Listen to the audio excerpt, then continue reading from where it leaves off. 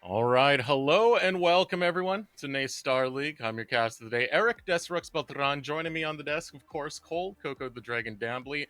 And Cole, no more of the Swiss stuff. Last week we began the playoffs. Today we're headed into the semifinals.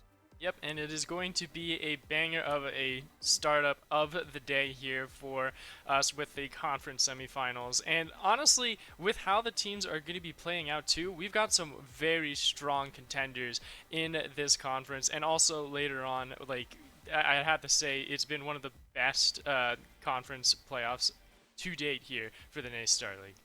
All right, let's get into that schedule and how things are going to look today because we are staying in the Midwestern Conference. First up will be Case Western Reserve University taking on Purdue University on the opposite side of the same bracket. Illinois University Urbana-Champaign taking on Michigan Tech. And both of those series are just packed full of Titan orgs, Titan schools, and gigantic players and personalities too, especially when you have some crazy names to boot on all of the rosters as well. But we've got to dive into the first series of the night, specifically that Case Western Reserve versus Purdue, or as you like to coin them, the Crew with Case Western. And as a matter of fact, you did say before the broadcast that you were a little bit familiar with this team going in because you helped sort of set up some of their program. But you know that's ages past. It's been eons ever since we've been both out of college. But well, I'm curious to see how well they stack up now with the development that they have so far. I love the little CS:GO logo and Purdue's logo. For Case Western Reserve University, I was part of helping them decide what their logo was going to be when they had set this year. So it's fun seeing what it is involved to so far, but actually getting into the bulk of the matter, Crew versus Purdue. So starting off on the side of Case Western Reserve University, the first thing I see is Saiyan Pride. He has a lot of carry potential when it comes to that jungle role. And from VR Life, you got the team fight focus. It should be interesting to see how they play towards that. Saiyan Pride trying to utilize some of these more fast-paced champions. Yeah, a little bit more fast-paced and a bit more high risk, high reward, I'd have to say as well. If you have Purdue able to get off the ground, get the ball rolling, it's very difficult to stop them. As you can see with their record, 6 wins, 1 loss, series wide. So already people are trying to figure out how to counteract Purdue's sort of a more aggressive play style. But Case Western Reserve, I'd have to say, with what you had mentioned about Saiyan Pride being a little bit more on that aggressive side, he could go tit for tat against a lot of what Purdue has stacked up. But I am a little bit worried about how this bottom lane and how this mid lane matchups are going to be going. Specifically, I want to look at that mid lane, Jopa versus Ninja Scarf. You have a little bit of a skill discrepancy, Plat 3 versus Masters. Ninja Scarf holding the purple Masters icon for himself on the side of Case Western. So that might just be the place for Case Western to really just blow Purdue out of the water. Taking a look at Jopa once again, he plays a lot of these champions that demand resources. A solo lane player, to say the least, can play both in the mid lane and in the top lane, currently slotted for the top lane position. We're now headed into draft. As the bands go through, what are some of your thoughts on priority here? I've seen a lot of marksman focus so far.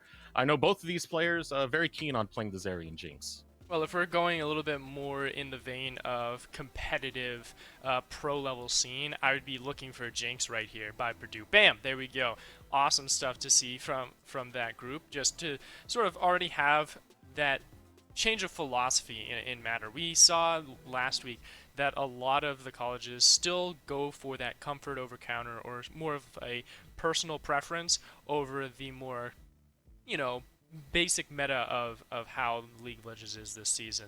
And already that has been shifted up this week with Nautilus and Jinx already being within those first three locked in. I like the Caitlyn though, because it gives you that range and that lane pressure that you're going to need to counteract Purdue, who already has this stacked three-side pickup with the Victor and Hecarim to finish out their first phase of the draft. Man, pick after pick after pick coming out for Purdue. They have a game plan, and they're drafting for it right now. Now, the one that pops out to me is going to be the Victor. Okay. I know this is something that Jopa likes to play a lot when he goes for the mid lane. Not sure if he's slotted in for that mid lane role right now.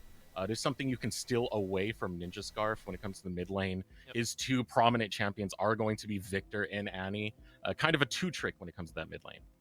Yep, and correction on my end. Jopa is sitting on Diamond 3 and is the place that is Masters 1, so still a pretty big skill discrepancy between all of the different sort of lane matchups that will be going in to Case Western versus Purdue. And I do want to dive in on how Case picking up that Lee Sin is a great comfort pick here, or for Saiyan. You don't have to really worry about having to out-aggress this Hecarim, who's going to be priority farming for that level 6 as fast as possible. So you have some freedom to be a little bit more creative with your pathing and try and catch Purdue's laners off guard in those early stages. And with an Anivia being locked in here on that blind 4 on red side, or now with a counter pick against the Victor, it's like, all right, well, we have that forced blind coming in from Purdue for their top lane, which you're going with Laplace, who has pretty much the pick of the litter, can play whatever they want, and you have to go up against an Ornn. This is something that gives you so much late game scaling, so much lane security and neutrality, that even though you have this very strong team fight potential and reset potential that's all focused around this Jinx on the side of Purdue University, Case Western has all the tools to create disruption, to slow down their advances, and locking it in with a Malphite is just doubling down on upsetting anything that Purdue wants to do to get the ball rolling, to get themselves over, like, to a point of overwhelming their opponent.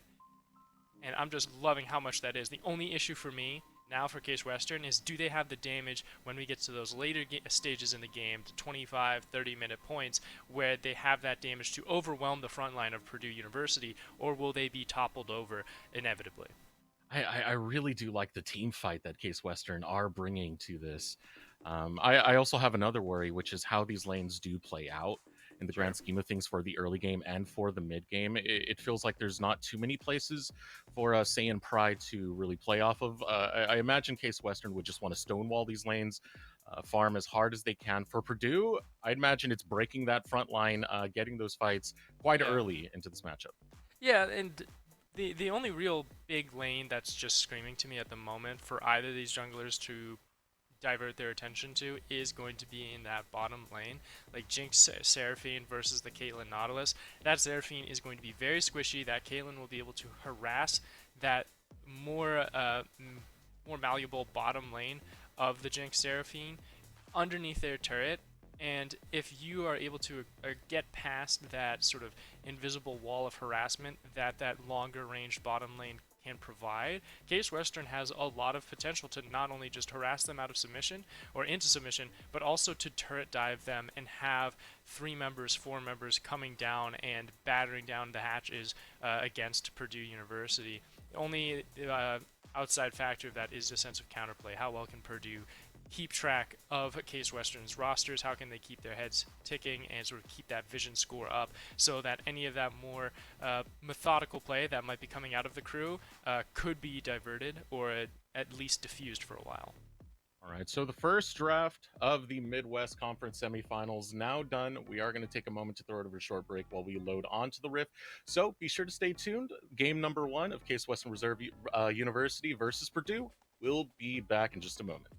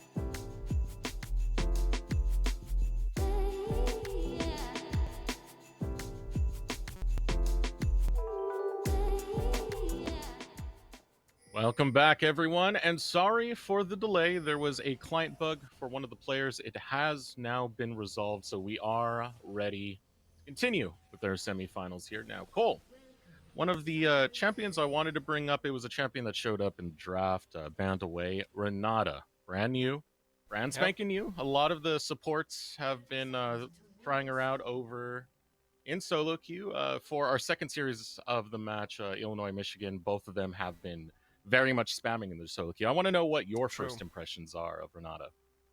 Well, it's very interesting because a lot of the Renatas have been very hit or miss with the sort of concept of how they want to use that champion in the composition, whether it is to sort of be kind of like a Janna in a way, of like just disengaging and causing space, but also having some potential to chase down, which I think is probably like the most similar vein of comparison that League players are familiar with.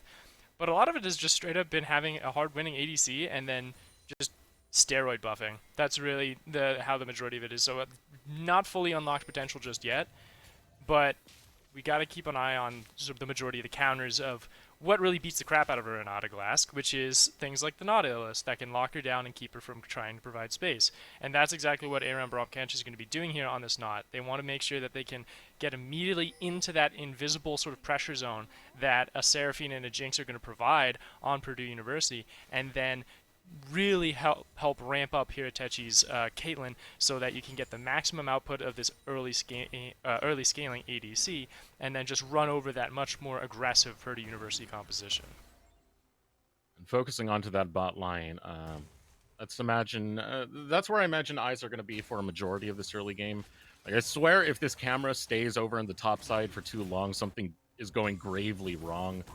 You know, it's a Malphite Ornn lane. It's going to be a wet noodle lane for a bit, right?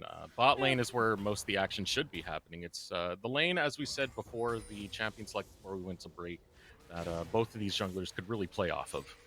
Very true. And I never underestimate the power of an Ornn lane, though, because of just how potent the brittle can apply to not just squishies, but also tanks as well, as that don't have that many resistances early on. So don't be surprised if there are a couple moments that we could see some flashbacks and sort of insta-kills there, but we got to divert our eyes directly back to bottom lane. That is the name of this game, and that missed hook means that we're going to have to wait a little bit longer for that first blood. Focusing down towards the bot lane as expected for Saiyan Pride. Unfortunately, missing with that hook means no real summoner spell going to be burnt, not too much of a punish, but see the intentions there for Saiyan Pride. Just wants to get those ganks going early, wants to get this Lee Sin when it's at its maximum potential, early game Lee Sin running.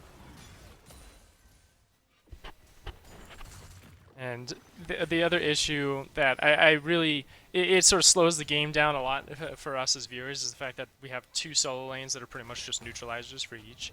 And looking at Laplace, who did switch up into that mid lane, is going to be trying to get the best out of Ninja Scarf, who on this Anivia wants to stay as far away as possible, wants to keep the lane exactly where it is right now, keep it frozen somewhere where Spiral cannot come in on an earlier gank than a level 6 Hecarim can provide and give away any first bloods. And you're also playing with the Anivia egg as well, to where you can get that additional harassment. But there's our first hook. That's a lot of damage, and Teemo looking low.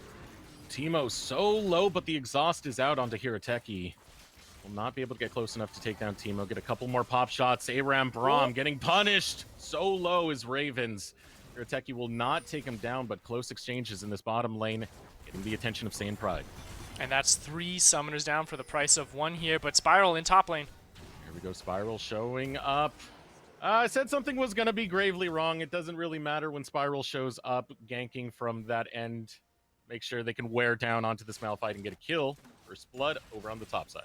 That's great news. You deny that first blood away from this bottom lane of Hirateki and Bromkench, but those dives, as I mentioned before in the champion select, they can be very volatile, and they'll be quite plentiful here for the crew composition to try and get this bottom lane off the ground and give them the priority that they need to get other things that are across the map. Dragon, for instance, which is going to be spawning at that 5-minute mark in just a couple seconds.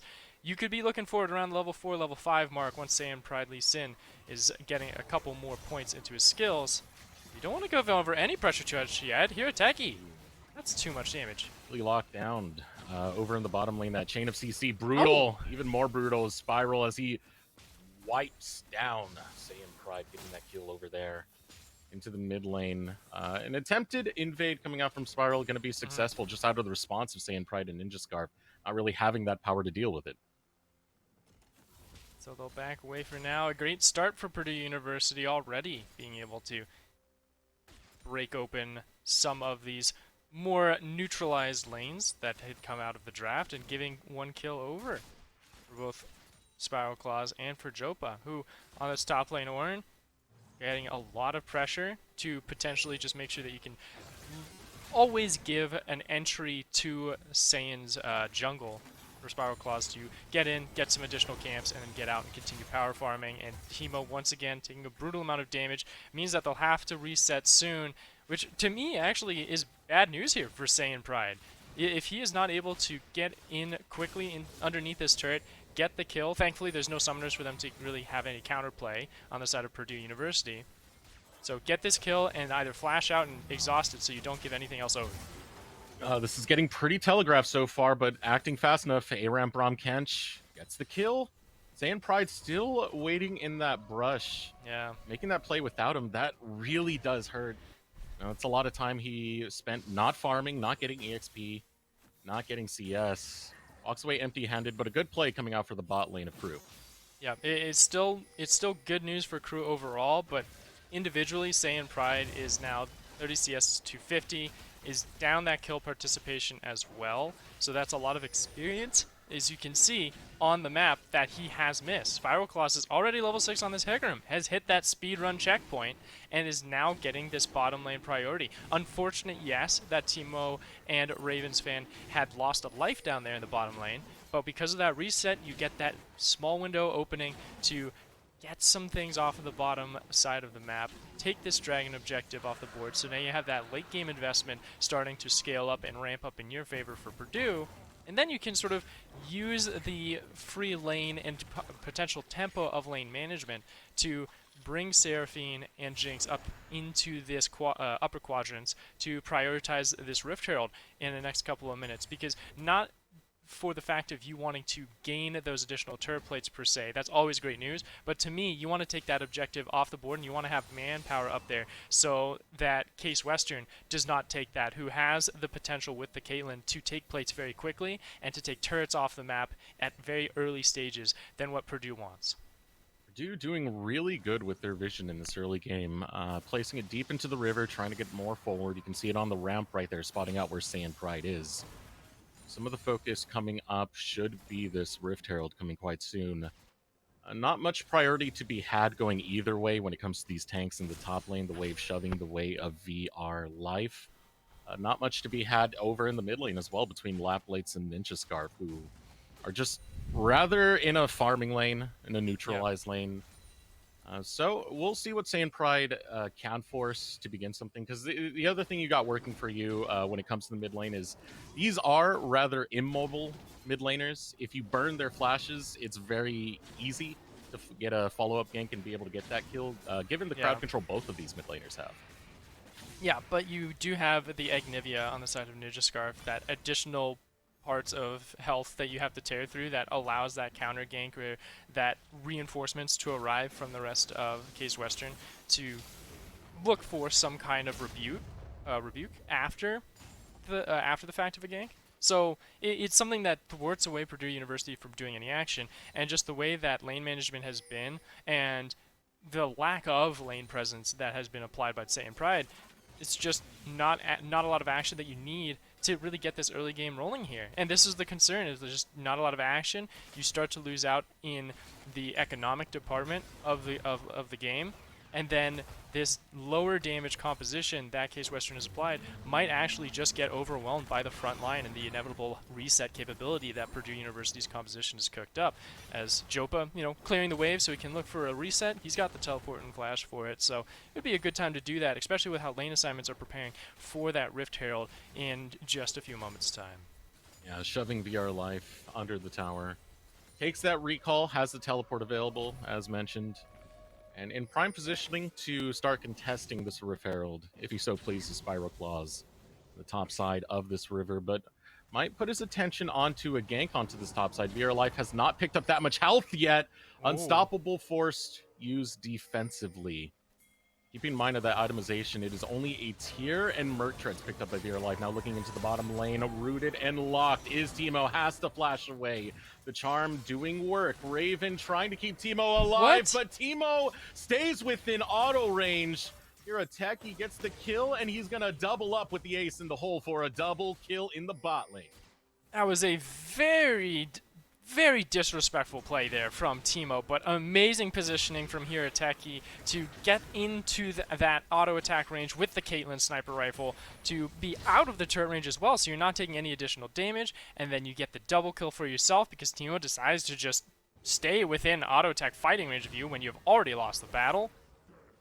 And that lane now starting to take off. 3 kills for Case Western University are all onto that hyper carry there for Hiroteki on this ADC Caitlyn. And a great job, again, Braum Kench able to connect the lockdown onto the correct target with Teemo's Jinx getting extremely low, and you never take these fights. And again, the sidestep just to get into range for that auto attack and dodging the zap while being out of turret range as well. Just phenomenal understanding of the limitations that you have and how well you can just push the initiative there from the Case Western Reserve ADC.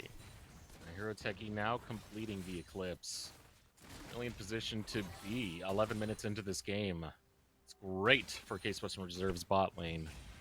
We'll see if Saiyan Pride can play towards that lane more, because he is the one who has been struggling. He's been unable to play towards the top, play towards the mid. He needs to get some way into this game to have some presence to make this Lee Sin pick really pop off.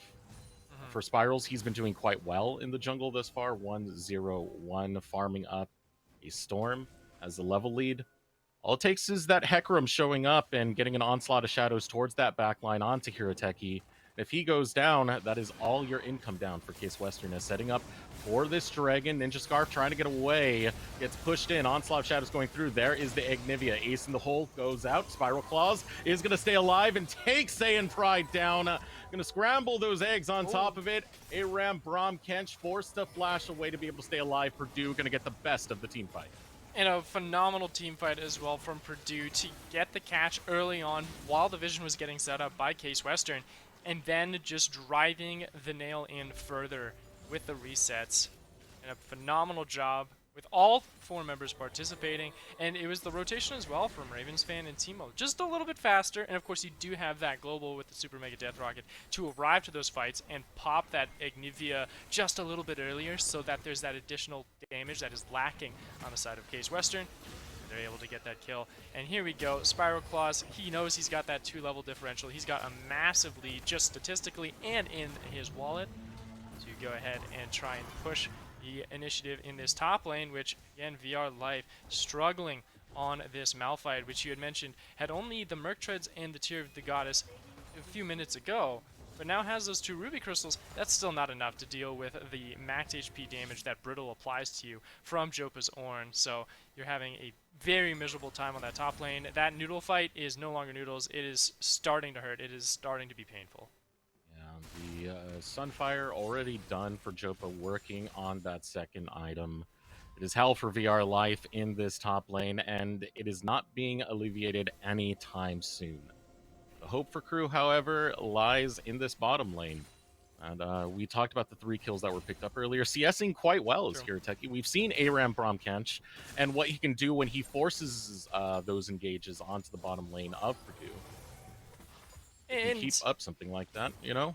There is a chance. Well, yeah. There's always a chance for Case Western Reserve to come back in this game because they have that one winning lane in the bottom lane, but they're just not playing through it as much as I'd like them to. Yeah. And a lot of it has been due to the fact that Saiyan Pride has either been down in the bottom lane at improper times, has not been using his tempo effectively in comparison to that of Spiral, who has been doing very well, has participated in 100% of the kills so far, make it 100% once again, maybe 110.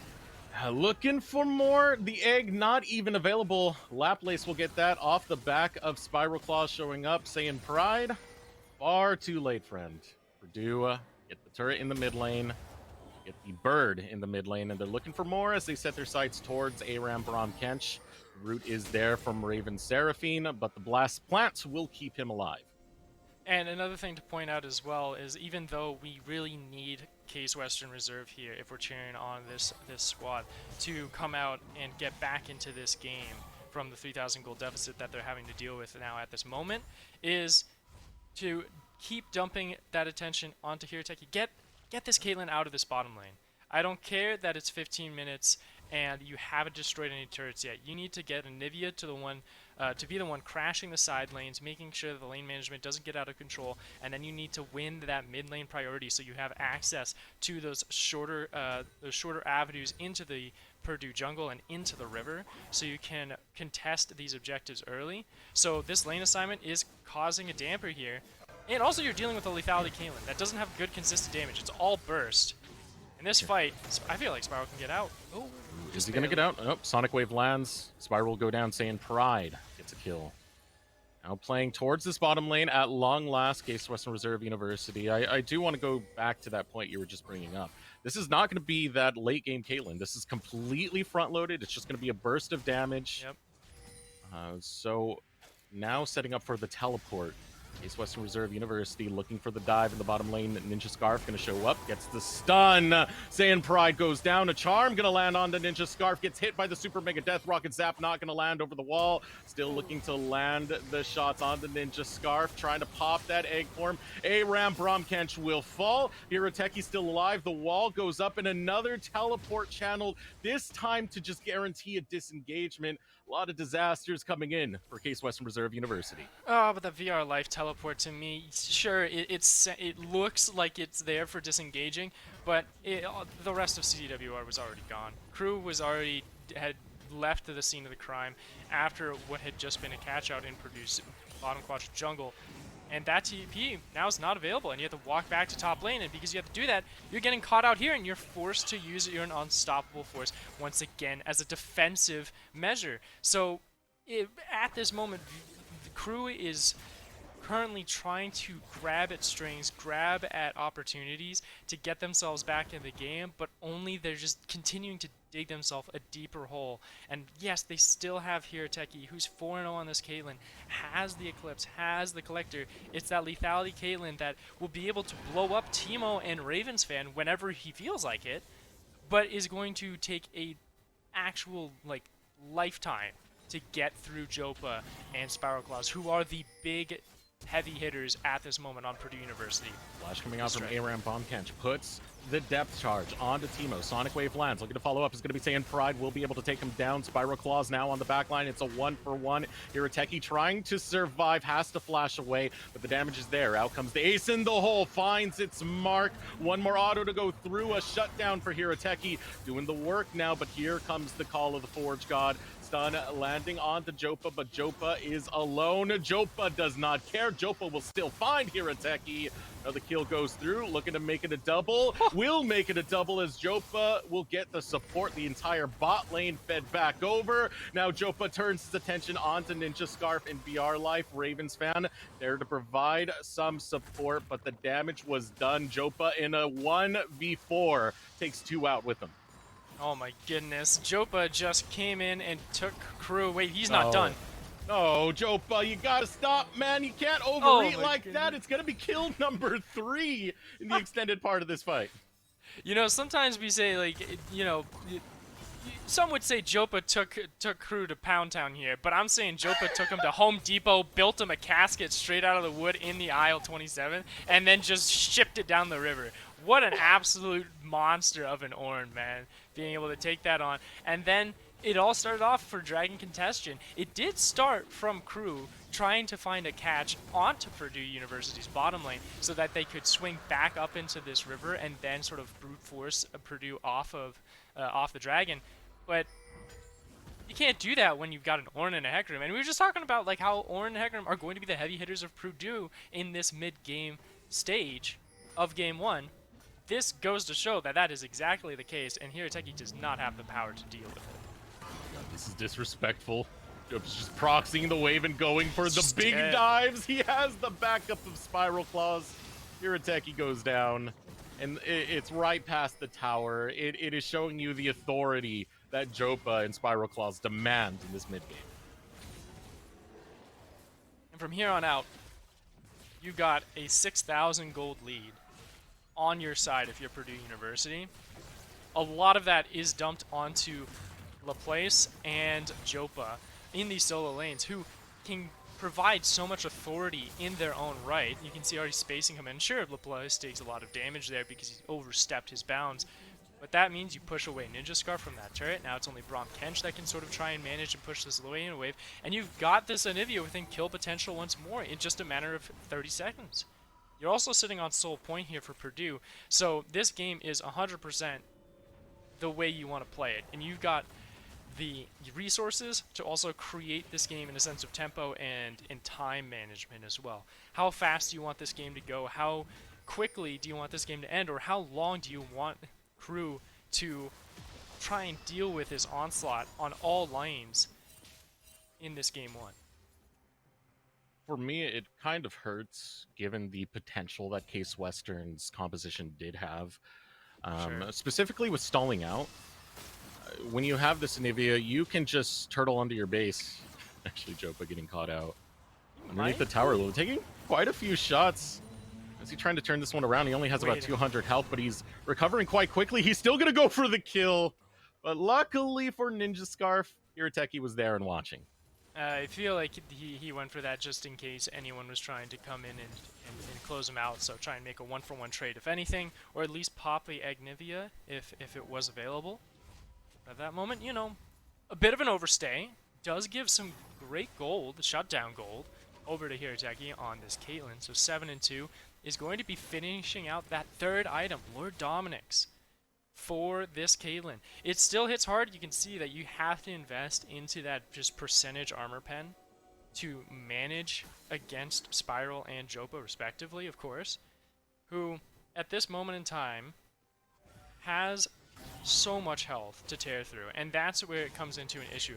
Not only can you deal a lot of damage naturally as this Caitlyn, but you have to tear through very, very large health pools where Caitlyn doesn't have that max HP shred. You have it on Eclipse every 8 seconds or so, but you're never going to always be in range to constantly use that on reset, and especially in team fights that are very extensive and very stretched out, you're never going to be in a good space to tear through that front line while trying to manage a Victor and a Seraphine and a Jinx, who are all hunting you down to get those resets, to get this game and get those fights rolling so that they can just steamroll over the rest of your team. And both of these teams have very definitive front lines. Hirateki will have to work through those. As you said, it's going to be slow, it's going to be tough. Frontline damage has to be meaningful. Now, looking at a fight going on, Saiyan Pride caught out by Spirals. Aram Bromkench there to provide support. Hirateki not in the best of positions, but oh my goodness, the lethality does its job. Kill number 8 for Hirateki. I wish you had a Dark Harvest at this point if I was Hirateki. I'm able to get so many stacks on that one. Probably be at like 18 or 20 now, if I'm being honest. What does that grant the rest of crew? Yes, you got a pick. Yes, you got some more money into Caitlyn's pockets. But what priority are you able to win? What tempo control are you able to acquire? And I don't see much here. I can see the mid lane turret falling. I can understand that one. That sounds to me like the only option, because if you try and go top lane against a Jopa, he can just walk out, or at the very most, lose his life, but then you lose Dragon priority that's coming up in 20 seconds. And I think actually with this TP, this is very bad news for crew, because you're getting thwarted to try and fight Jopa, while the rest of the team is diverting down to the bottom lane to prepare for Soul Point for the 4th Dragon. And look how long he's standing. He's almost able to take VR Life with him. He's going to flash on the VR Life. Will not be able to finish off the job. There is the ace in the hole, but as you said, Cole, right away, Purdue go for that priority around Drake. Yep. Western Reserve University now trying to rush into that direction. Yeah, you got 4 members here, and you only have 2 to answer for crew. This dragon is as good as gone. Fertile Drake. Ooh, a nice try out of Saiyan Pride. Gets charmed up, and now the team fight coming out of Purdue. Ninja Scarf throws out the stun, not going to get it. Onslaught of Shadows onto the back line, takes down Hirateki, and 3 down. Case Western Reserve trying to get out of this one. Saiyan Pride oh so low, can't defend his mid laner. Ninja Scarf fed right on over to Laplace as Spiral runs down the ace. Purdue University only lose 1, but the rift is theirs. And with those death timers, you can take everything in crew's top quadrant jungle as you migrate your way to this Baron, and then take this Baron with ease, with the Infernal Soul, with the Jinx, and the Victor to burn down this big purple worm. There's nothing that crew can do. And all of that starts off with a very poor call from crew after seeing Purdue University creating that 4-1 setup mid and top lane. And it is a perfect reaction to what would happen if any team decides to try and make those plays of saying, all right, we're going to alleviate some pressure off of our Anivia on the side lane. We're going to just TP everybody up to the top lane and just let this dragon, which is spawning at this moment, completely open with no vision control whatsoever. And it's like, okay, well, Purdue's going to take that. Any team is going to take that if that's the information provided to them. So making the perfect call there for Purdue, showing how strong this team is, not on an individual scale, just based off of the KDs that these team members have, but also with these macro calls that they're making, with the vision control that they're providing. And this goes from not just in this 26-minute stage of the game, this goes back to even the laning phase, where you were able to stall out Hirateki on this Caitlyn for so long in this bottom lane that there's no real strong win condition that crew could apply, and now you can just run in head first. Aram from Kench completely caught out as Spiral and Ravens will hunt him down. Teemo gets it with the rocket. Call the Forge God gonna come out, gets the knock up onto Hirateki. He tries to get away from the onslaught of Purdue. The charm from Ravens will guarantee the death of VR Life. Now 3 remain for Case Western Reserve University, and Jopa is there. He is a tanky boy. That is a hard wall to break through. Now the rest of Purdue University focusing onto the top lane. 3 members of Case Western try to defend against the siege. Not going to be able to do much with only the Anivia and Caitlyn, the ones that can very much manage waves, but against Baron empowered waves, not too much. Oh, Hirateki.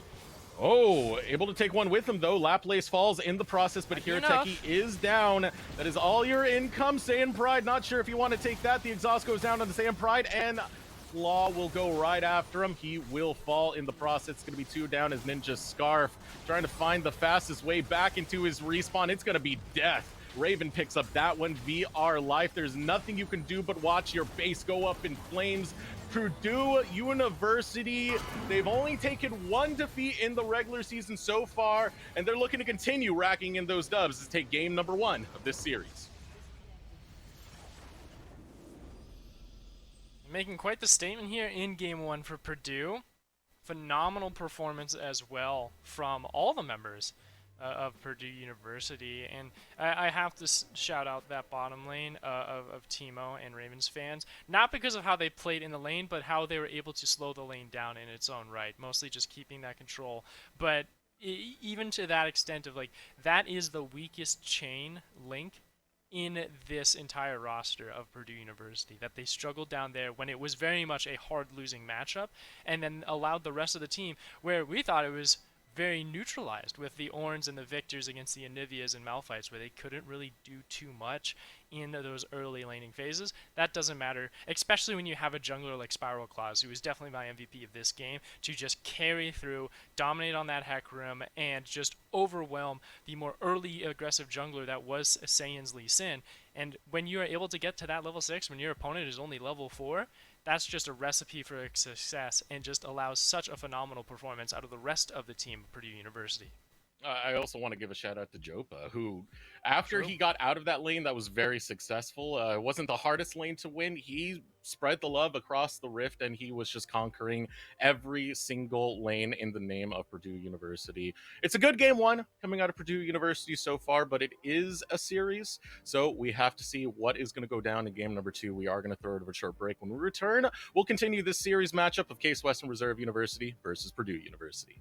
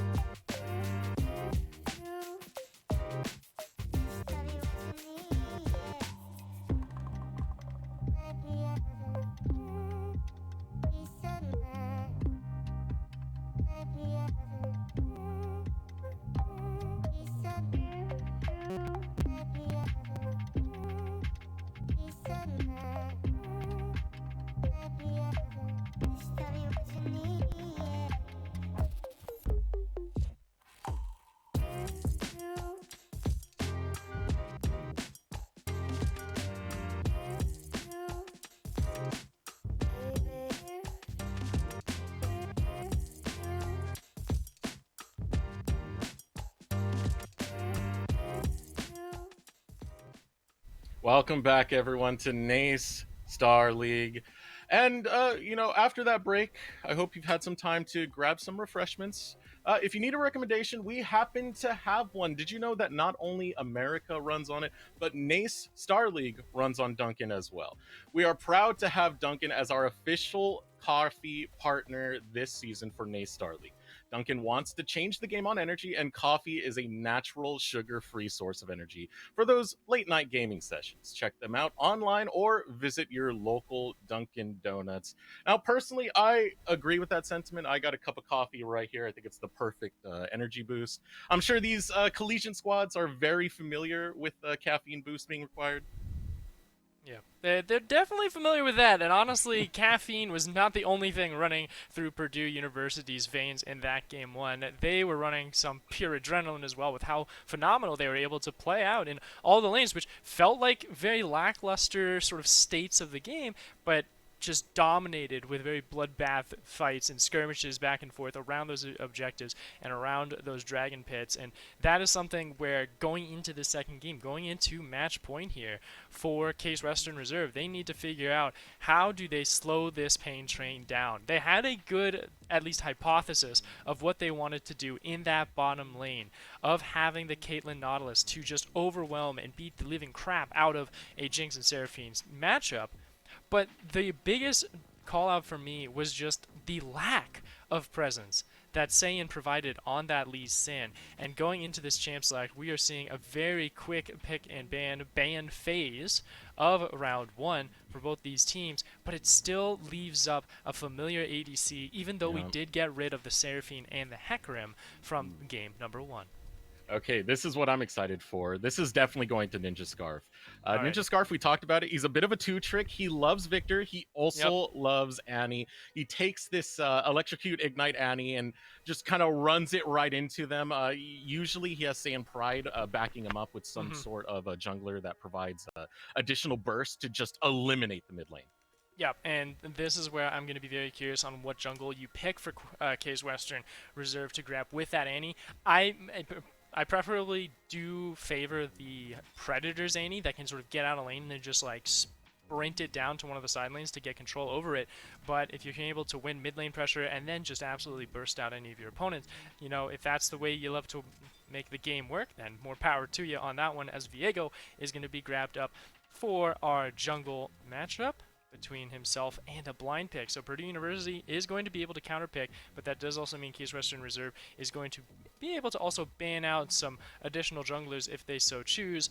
But with all of that discussion out of play, we do have something else on the board. It is our newest champion, Renata Glask, that's going to be available and grabbed up for Purdue University in that bottom lane.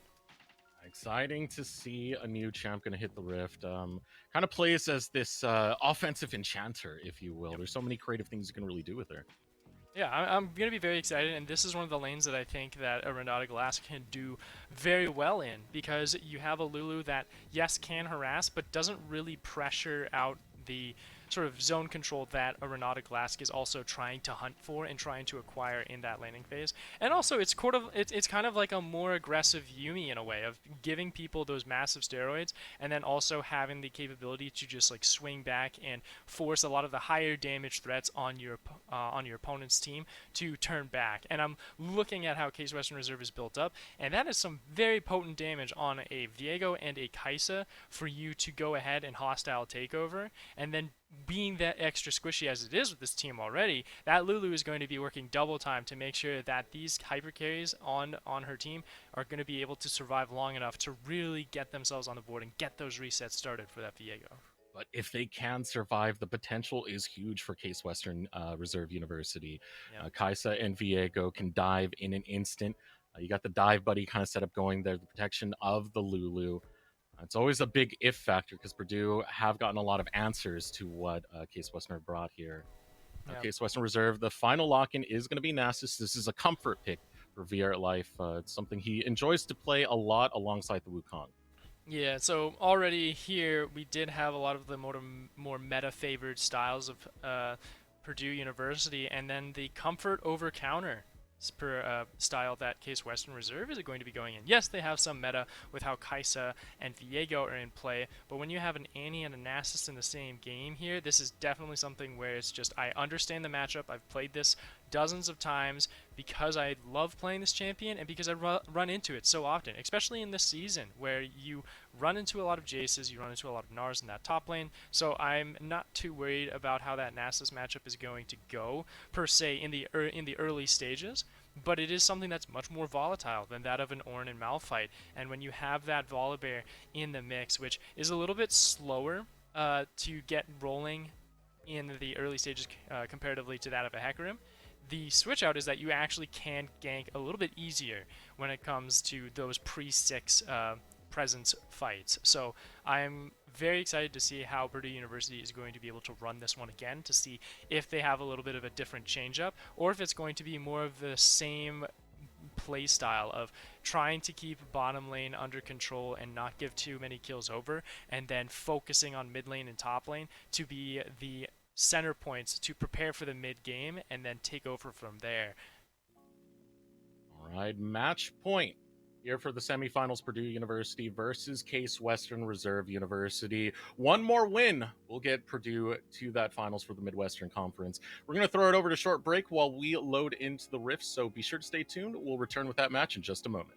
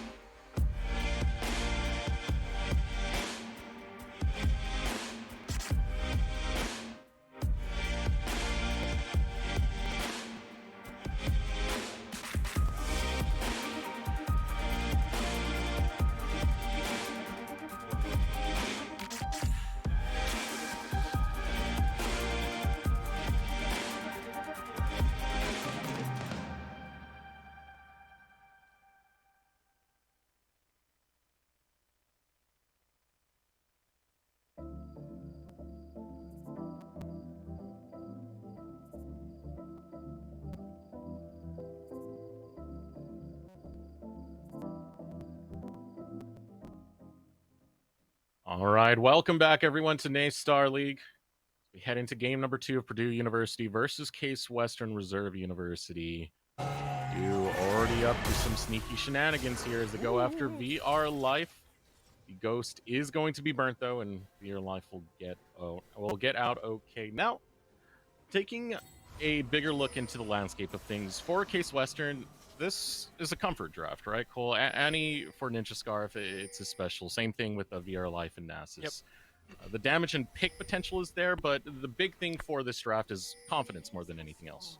Also, we do have that Ninja Scarf is running Predators on that Annie, so I'm a bit more in favor of how this early game is going to be going for Ninja Scarf. You know, quick little recall, grab the boots, start roaming around with assistance to Saiyan, and start bringing the initiative out of the mid lane and into the jungle and try and shut down this Volibear and get this Viego some kills so you can get the ball rolling early, because that's what we were struggling for with Crew last game.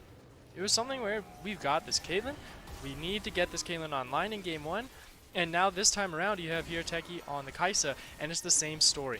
Get this Kai'Sa off the ground and get this Viego some kills as well, and be able to snowball the early game so that you can sort of appropriate Purdue, who has been doing very well in being the early aggressor, into putting them on the back foot and seeing how well they can actually manage themselves when they are behind, either economically or in tempo play. And already, because of that level 1 invade that you had just called out a few moments ago, Jopa is already on the forward advance. He has exhausted the ghost away from VR Life, which means being that summoner down, you're not going to be able to be as much of an aggressor in this top lane, especially against a Jace, who is going to be constantly looking to try and trade with you, deal damage early, get first strike procs for that extra gold, and then create some space for himself.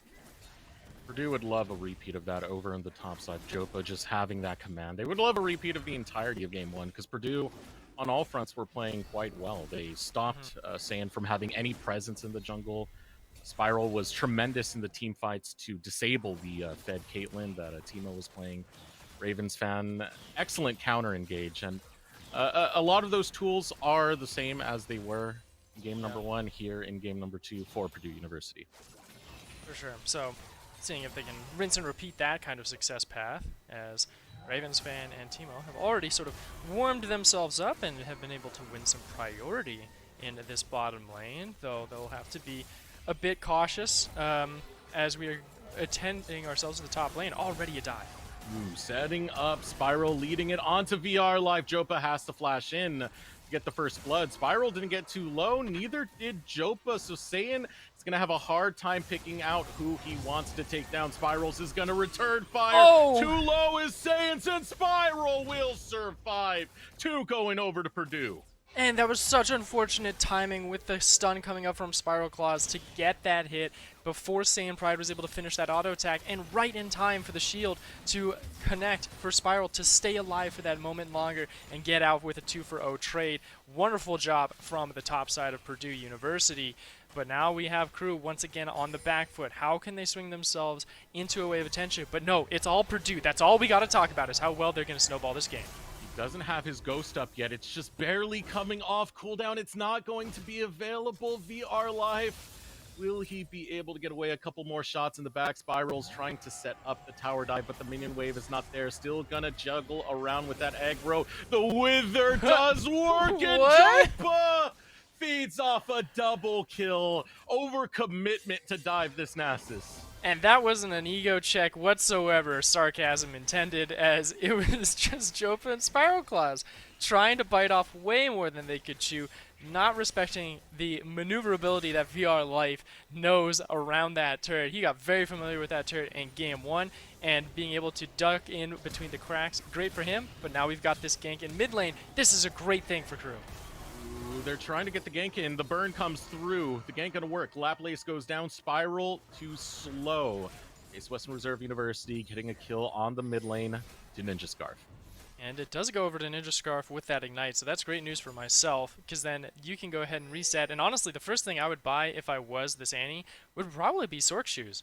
I don't really need this lost chapter. Sure, maybe get a Mana Crystal or something, but get yourself out of this lane. Get that Predator Keystone online and start roaming around with Saiyan Pride. You got the flash in and use expended flash for flash. That's great. Let's start using that somewhere else on the map and maybe get some priority in this bottom lane because that dragon is spawned, and get those dragons off the board. Get something where you have that late game investment, because you've got a Nasus and a Viego on your team. You've got some great late game scaling across the board in every single lane. So get those dragons and have those in the back of your pocket, even if you are behind economically, if it does come to that later point, when we get to different stages of the game, once you get to mid, once turret plates start to fall. So unfortunately for them, that calling in the in the bottom lane does mean that it is actually Purdue that is going to be able to start these dragon stacking first. So unfortunate timing on the recalls. Purdue will get first priority over here. Ninja Scarf, however, taking your advice, will get these Sork boots first. Has that Predator now online for that quick movement to set up potential flanks, potential engages. Case Western Reserve University so far, looking at where the gold is allocated. You got 2 kills over on VR Life on this top end. What was looking like a hopeless lane at first when they were just picking on it, getting that kill onto him. Now having some life really breathed back into it, and seeing now the focus coming out of Saiyan Pride as he tries to go towards this top end. He will have company, though, a Spiral Claws on that end as well. At least a little bit closer to fight over this Scuttle Crab. I would not want to fight over this Spiral Claws. Look at where his lanes are. They are not in a vicinity to assist. Ninja Scarf does get some good damage. Ooh. But Spiral Claws will walk out. More than anything, that just stopped the Scuttle being taken by Spiral Claws. And more than anything else, this means that Saiyan Pride is the one with the level lead for a change after that game number 1. Skirmishing going on in the bot lane. Yeah, has been able to farm very well, and this is sort of that difference between the slower farming of the Volibear comparatively to the Hecarim, but Ninja Scarf going to take some damage here. He's going to be forced away as the junglers hover one another in this mid lane. I don't know if that's where you want to be, Spiral Claws, even if you could get the jump on Saiyan. You're a little bit low on mana and low on health, so you're going to have to sort of forfeit that river priority for now. And for Purdue, this is where it's great attention to get that mid lane, but you're also low on mana, so you will have to either shove that lane or try and keep it in a frozen state so you can reset and cash in on that lost chapter in the next few waves. He's actually deciding to push it in and then reset to try and get that cash in now. And if I'm Spiral Claws, clear up top way, try and see if Jopa can sort of make sure he can freeze the wave where it is at this moment in the top lane so you can get some attention and force some summoners away from that Nasus and maybe look for kills again after you had given 2 kills over voluntarily to that Nasus. Try and get some kind of lead back in again, because your lane's really needed at this moment to make sure that they can scale a little bit faster than the hyperscaling that is of a Kai'Sa and a Nasus. Will be a hard lane to gank. The Scuttle Crab was picked up earlier by Saiyan Pride, and VR Life will take his recall right now. The wave pushed all the way towards the tower. I'm not going to miss too much on this recall. Checking out what he will purchase off of this back. Only getting his Lucidity boots, as well as the Kindle Gem completed. So getting more ability haste to be able to stack up that Q over in the top lane. Just to make sure that, yeah, you can get those stacks as fast as possible. With the crash, this does mean the reset of Jopa. With no teleport available, it's going to be a little bit slower to the call, as Rift Herald looks to be the next option for Case Western Reserve to prioritize. I would very much like that to be the case. I would want this to be a hard shove into mid lane. Now with the fact that VR Life has a little bit of time to create a freeze, you can get some vision in now while that reset had happened, and then not sort of collapse for it, but to allow the lane priority so that you can have Saiyan Pride sort of solo it in his own right, while you sort of isolate Spiral Claws from trying to advance into that side of the map any bit farther. And that is exactly what is happening. You've got some defenses there. This is a great change up here for crew, and it's just slowly accumulating resources here while you prepare for the next bout. You've got just under 90 seconds for this dragon to happen, and that means bottom lane priority, and this means bottom lane dive. Here we go, the ultimate being popped by Spiral Claws, goes after Hirateki, who's going to use the Killer Instinct, but falls in the process nonetheless. Aram Bromkench still alive, VR Life teleporting down here. Now trying to do some work, but it's going to be 1 versus 3. Aram Bromkench cannot do much. The flash forward out of Teemo does not get him in range to take down Aram Bromkench. Now the focus of Saiyan Pride on the top lane. 1 level deficit, not the easiest thing to pull off for Saiyan Pride going against Jopa in this top side. Back off. Coming in now, Spiral looking for more. Just going to clear out the jungle for the time being as Purdue find the aggression in the bot lane. And if I am Purdue right here, I would be getting this final plate and looking to see where Saiyan Pride is. They just saw him on that top side, as we had noticed, with Jopa sort of getting a good trade onto that Viego. This would, to me, this would be a good time for a greedy dragon take, but you've got 20 seconds until it comes up, and that's just enough time to where crew could possibly try and make a rebuttal and try and challenge you at it if you had Saiyan Pride immediately sprint down to the bottom lane, but that's not what's happening. It's top lane once again in action. Jopa not seeing it coming. Wax onto Saiyan Pride, but Saiyan Pride going to get the better of that exchange in the 2v1. Purdue falling over on that top end. Now VR Life will get some alone time with this tower, with the plates. Teleport available for Jopa, so he can get back there in a timely manner. Tower plate still available. Purdue are going to make the call. Go after Dragon. Only the bot lane of Crew able to respond. Lane priority in the mid lane going over to Purdue. That's going to be the second Dragon in exchange for some turret plates. So still ahead in gold for a little while, but that's not going to be the case with this Rift Herald drop. That's going to be first brick over to Case Western Reserve for the NACEs, which to me is probably the best place for it to be. Now he can freeze a very long lane. Ravens fan in some trouble, but is able to get away just in time before the rest of Hirateki's damage is able to pump through. Didn't have the ultimate, so couldn't connect and stick onto that Renata Glass. So again, we're back at this top lane. Focusing over onto this top lane. Saiyan Pride almost falls. Jopa flashing away. Attempted play, not going to work out. Jopa will still get some alone time with the minions. With this, with the dog no longer in his lane, but the bear will be in the bot lane. As Hirateki forced to flee away. Plates being cashed in as Teemo grab a few in the bot lane. Not going to be able to finish the plates outright off this wave, so they're going to have to bounce it a little bit while they prepare for a potential turret take. But with Hirateki here, it's going to be a little bit of a big ask, if I do say so myself, without any additional resources. If you don't have this Volbear come down here now, that turret will stay alive for a little longer. But you know, Crew knows that it's up. They can smell the blood in the water, so they're making sure they have the vision and the priority. And the pings are coming down. Ninja Scarf says, it's okay, I will come down and try and help out. If needed, I'll hover this bottom lane. I've got the Predators to get there quickly. So I'll push out this mid wave, get some control, and continue to hover.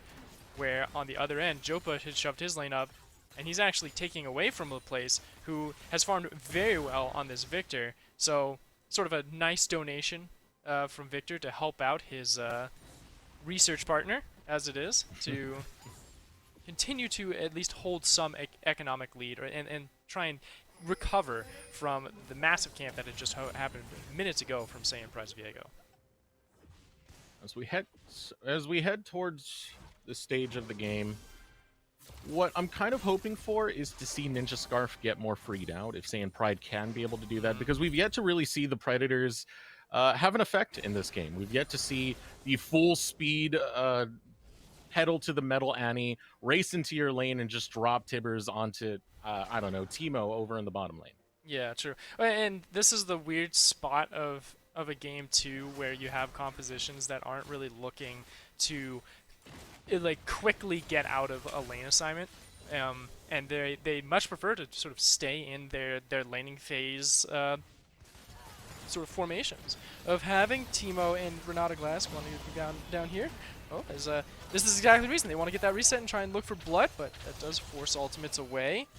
It won't mean any deaths just yet, and this is a nice assignment trade up here. With that turret falling, I'd say you start to throw Jopa down there to sort of catch and freeze that lane. As Spiral Claws, oh, he does not look like he's getting out of this. And bear versus bear, but the ultimate used by Spiral. Let's get out. Gets him underneath the tower in time. Now it's Laplace who's in a bad spot. The missile does not land. Hirateki finds a way in. Saiyan Pride will be the one to pick up that kill, however. Case Western Reserve, they now have control over this dragon area. And just unfortunate. Wrong place, wrong time for the place. As we'll have the chase down from VR Life. And this is why I want this assignment sort of swapped up here. VR Life can just chase down a Renata Glass. You don't get that bonus stats if you sort of W yourself. Nice little flash and a little bit of fancy feet as VR Life. Wow, they're using a lot for Ravens fan. Wow. That was a lot. That's actually really good for Purdue. That's a lot of resources down, and Dragon is in a minute, so you're going to be able to respawn in time. TP from Jopa, though, this might be a little bit greedy. Ultimate still available for Or Hiroteki. no, from Laplace Laplace. gonna go after one, gets the kill onto VR Life. Hiroteki will get the outplay onto this one, falls low though. Now the fight going on between Saiyan Pride and Spiral Claws. Underneath the tower is Spiral Claws, another That's teleport being close. channeled. It's gonna be Jopa Jopa's. joining the fray, going right after Aram Brahm Kench. There's the movement speed boost with the Shock Blast to follow, looking to lay down the hammer into this Lulu, but the movement speed not enough. Finally gets close enough, but it's far too late. Aram Brahm Kench will get away, and Saiyan Pride waiting in the wings to find a flank on the Jopa. Not gonna get the biggest payout they were looking for with that teleport. Yeah, but they get a lot of pressure here for this Dragon, which is spawning in 20 seconds. So good calls on Purdue to get the pressure won over. But it was at the cost of a lot of life there. You had Spiral Claws having to sort of get out of dodge very quickly, but then you had the Laplace and Ravens fan both lose their lives to make sure that they had that state of contention. And at this point, it feels like Crew is respecting it. It's sole point, too. This will be the third Dragon for Purdue University, and Ninja Scarf is hitting the reset button with any ultimate available, with Tibbers online, and with Predators, too. Or Predators is going to be coming slowly off cooldown. So the fact that this is all going over to Purdue University is very open from Case Western Reserve, and Purdue is just sort of getting a lot of donations here this game. The first Dragon felt like this as well, where it was something where I could feel Case Western could have contested it in some way, shape, or form, but instead tried to prioritize other sides of the map, and more specifically the top side with VR Live's NACE's. As here we go, Saiyan Pride might be able to get some kind of recuperating kill. The page, they're not on the same page whatsoever. Ninja Scarf was farming minions when Saiyan Pride went for that engage, and Crew just looked completely lost as they get into the macro part of this, as they try and make their team fight calls together. It is going to still get them Rift Herald nonetheless, but engages like this are really starting to bite them in the backside. Yeah, that's the best way to describe this, really, is that the fact that even though Crew has a team comp that scales extremely well with a Viego, Nasus, and a Kaisa, can chase people down, can control side lanes very efficiently, and can sort of collapse on overextensions, they aren't communicating, or whether it is, or sort of syncing up with each other to make that happen. A big reason of why Annie is so potent with the Predators is because you can chase people down, find a catch, and then stun lock someone for a long enough time to where that massive burst damage from not just yourself, but also from a Kaisa or a Viego can get these kills and get those resets popping for a Viego to continue that rampage and continue getting kills and continue winning that tempo over for your team. And disconnecting from that and from a lack of use of win conditions and from tools that you have at your disposal, it allows Purdue to sort of reap the rewards of being patient, of slowing the game down, and allowing these wave assignments and these lane assignments to get people back into a place where they're a little bit more comfortable to try and look for those skirmishes. Great point too with Jopa, who has 172 CS to 116, has 50, if not 60 CS more than his counterpart, who got a lot of attention from Saiyan Pride, got first brick from this game, and had a lot of gold in this Nasus's pockets. And now he's sitting in back, farming his own jungler's Krugs, trying to stack up the queue so that you can just inevitably one-shot Teemo's Jinx. But will that even come into the case when you have so much zoning pressure from a Volibear, from a Renata Galask, and from a Victor to make sure that Teemo has the space away from a Viego to take him down and to deny the resets and provide them for herself? There's a lot of range, a lot of tower dive, a lot of tools for Purdue. Yeah. And they're planning to use these over on the top side now as they put their attention onto VR Life. You can see that Raven has been sent up there. So Spiral Claws now heading in that direction. No neutral objectives available, so nothing to really play around other than these lanes or setting up for future ones. Saiyan Pride now waiting in the wings, now looking to grab VR Life. He is caught out, locked up with two Spiral Claws, only being a distraction, trying to stop Saiyan from getting any closer. Now here comes the teleport ultimate going to be used out of Saiyan Pride as he gets destroyed. Laplace joins the fight, gets the slow onto VR Life, who gets another pop with the cane, but gets popped by the Victor. Aram Brahm Kench running away, and so is Hiroteki. Crew want nothing to do with this as Purdue take a fight in the top side. Getting a pretty good win. Now looking for more as Hiroteki is on the wrong side of the map.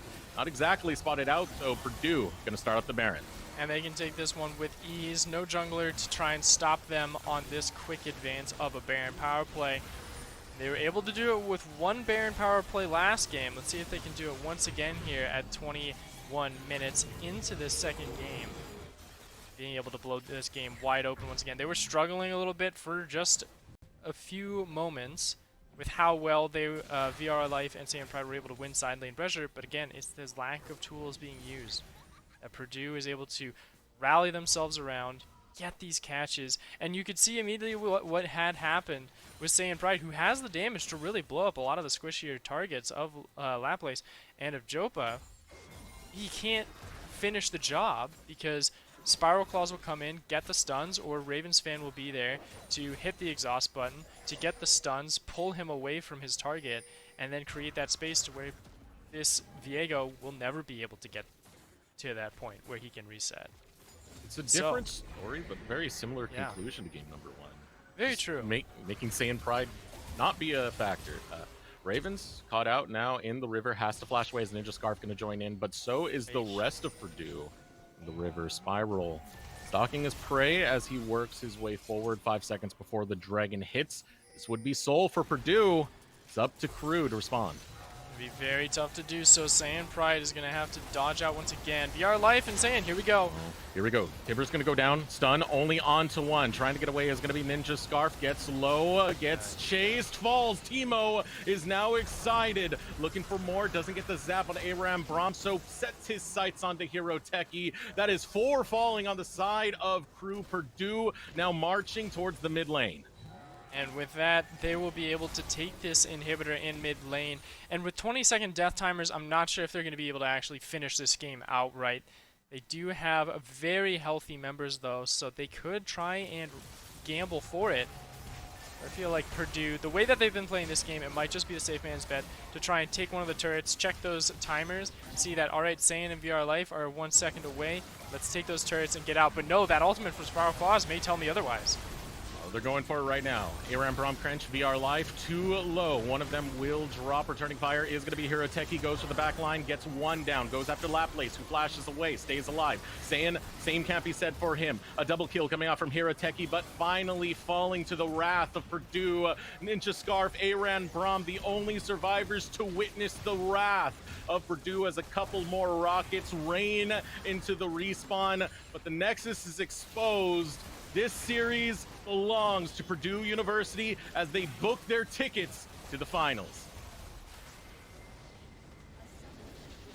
And a phenomenal performance from Purdue University, who struggled a little bit in that second game of this best-of-3 series, showed some points of weakness with how well Case Western Reserve were able to sort of harass this Jason Jopa in that top side for a couple moments, get that first brick, give them some gold to sort of manage their side lanes a little bit better, and then from there be able to try and translate and get some pressure. But again, it was just the tools not being used from Case Western to their maximum potential, and that allowed Purdue University to hit that reset button, get back into a proper state of mind, and get back to their winning ways of slowly choking out their opponents, controlling those dragon points, and creating that vision around those objectives to where they always have a place to not start a fight, but to find a pick to where they can then just snowball and roll the rest of that scenario into a massive win. So phenomenal job from Purdue University, really showing us why they are just such a dominant team.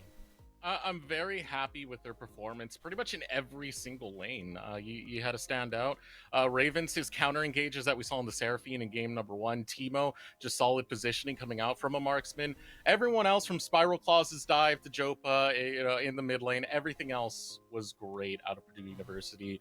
And they've booked their ticket to the Midwest Conference Finals now, which, this makes it such an interesting day because we're seeing both semifinals matches go off. True. So we have one booked in and now we're just waiting for another.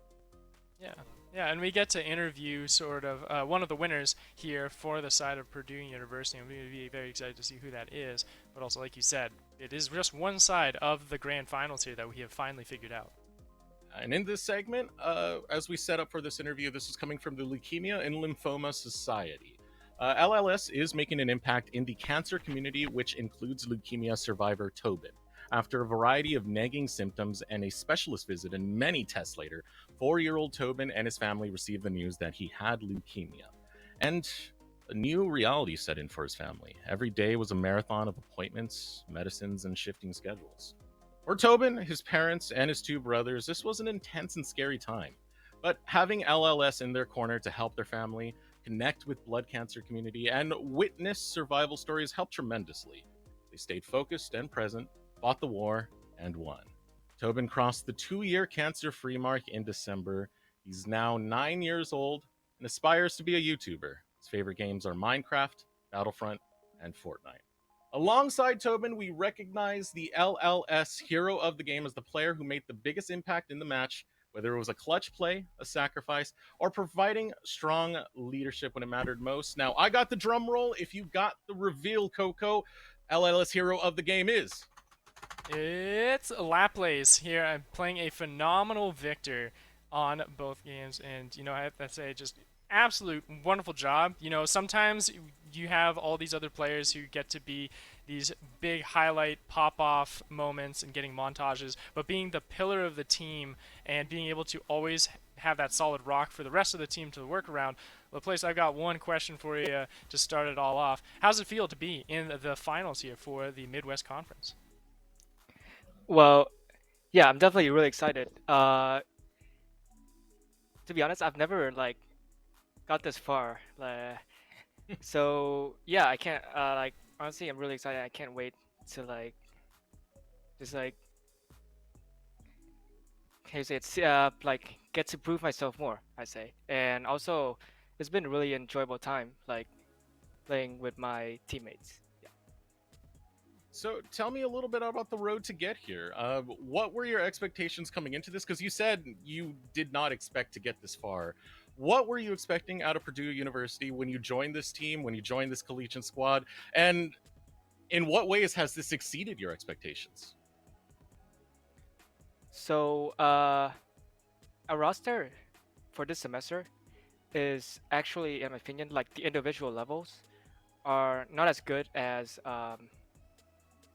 last semester, but I think we have way better chemistry together, and so um, yeah, and then our support Austin, he always talks about how like chemistry can kind of like beat individual skill, and I can definitely see that. We like because like the teamwork and the communication has been has been just very solid, and I think that's like one of the factors that like got us really far and like kind of makes it so that we exceeded our expectations, Yeah, and or like chemistry my can go a long expectations. way. Yeah, and it can go a long way in a sense of being able not just to get those wins, but also to continue going when you are either struggling. Because with Purdue, you guys have only lost one series over the seven so far. Mhm. So when you are behind, even in the games that you do come out on top inevitably, how is the team sort of morale, and how do the rest of the players, including yourself, sort of get yourself through those moments when it does feel like a game is lost? So here's it. Yeah, I don't. It's kind of hard. It's like something you have to have experience with. Like playing from behind is, and I'd say our support, is Ravens fan or his actual name is Austin, uh, has been. Is it? He's kind of exceeding my expectations in terms of communications. He's always been a solid shot caller, and when we're behind, he keeps us like focused on what should we do or like to like try and get back into the game. And he's been like kind of like helping me or like inspire me to try and be more communicative in a in our team. It's always nice having a voice, some sort of guidance when it comes to this scene. So Nice to hear something like that. Now, final question. Do you have any shout outs? You are headed to the Yeah. finals now. Anyone you want to give a quick hello to? Any coach, staff, players, family, friends? Mm, well, it's probably. I know you got one. I just want to shout out to, yeah, my team for. Who is it? For giving me like such a enjoyable experience playing, and also to our coach Carson. He has he's it. Yeah, he's just generally he's been very a super positive influence on all of us. Oh, that's great to hear. That's very great to hear. We want to thank you for joining us. And of course, we wish you the best of luck in the finals. Yeah, thank you. All right. So Yeah. I like hearing that. I like hearing a support that's providing a voice for the rest of his players to be able to join together and find that synergy. Always good stuff to hear. Yeah, and also the place very humble as well, sort of learning from everything, and especially something that he mentioned with the fact that his team isn't as high of a skill level this season, but they work well together, and that he's learning from these other players, and him being the highest ranked player on his team in that Masters division, and still learning from those other individuals and how to sort of communicate better, how to work with the team, goes to show how effective this Purdue University roster really is. So I'm very excited to see how they're going to be doing in the finals, but we've got to finish out the night with who their opponents are going to be with the next up and coming series. As you know, this is a day for the Midwestern Conference, so we're going to the other side of the bracket. We're going to take a moment to throw it over to short break. When we return, we'll get into the series number 2, and that is going to be the University of Illinois Urbana-Champaign taking on Michigan Technological University.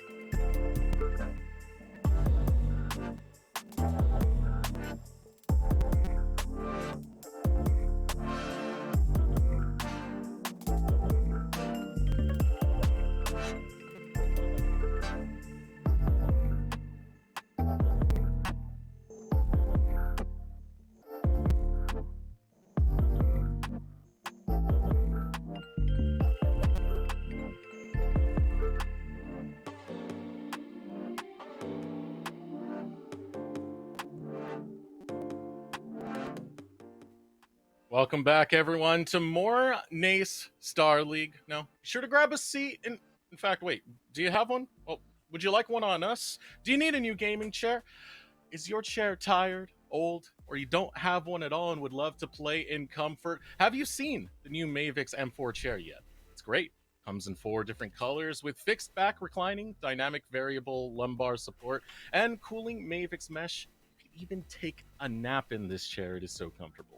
Nay Starleague has teamed up with Mavix to offer one lucky viewer a new Mavix M4 chair each month that we're live on broadcast. All you have to do to enter is type in exclamation point Mavix space moment. Again, that is exclamation point Mavix space moment into the chat within the next 30 minutes for your chance to be our daily selected entrant. All daily entrants will then be entered into a monthly draw where one lucky winner will win a Mavix M4 chair. Full rules are available at cslesports.com. And of course, we always have the lovely Coco the Dragon to model one of these bad boys for us, Cole. Yes, quite comfy. I'm even leaning back and it does not feel bad whatsoever. Because I have the what is it, spinal back support, lower back support. I'm not a doctor, I'm not certified, my mom is, but it's a much comfier chair than what I have been sitting on for the majority of my gaming life, so my back thanks me every single day. But nonetheless, I am also very thankful for our next series that's going to be coming up because we're going to figure out who our other finalist is for the Midwest Conference in the finals between the University of Illinois at Urbana-Champaign and Michigan Tech. We already had our first one that we saw just moments before. Purdue University headed to the finals. One of these teams will be their opponent. University of Illinois, Urbana-Champaign, as you mentioned, Michigan Technological University. Illinois, however, this is a very strong team. This is a Yep. team that I am a little bit afraid of when it comes to being on the side of Michigan Tech because the top side of this roster is so strong. You have someone like Akilic who plays these split push monsters, these champions who can carry.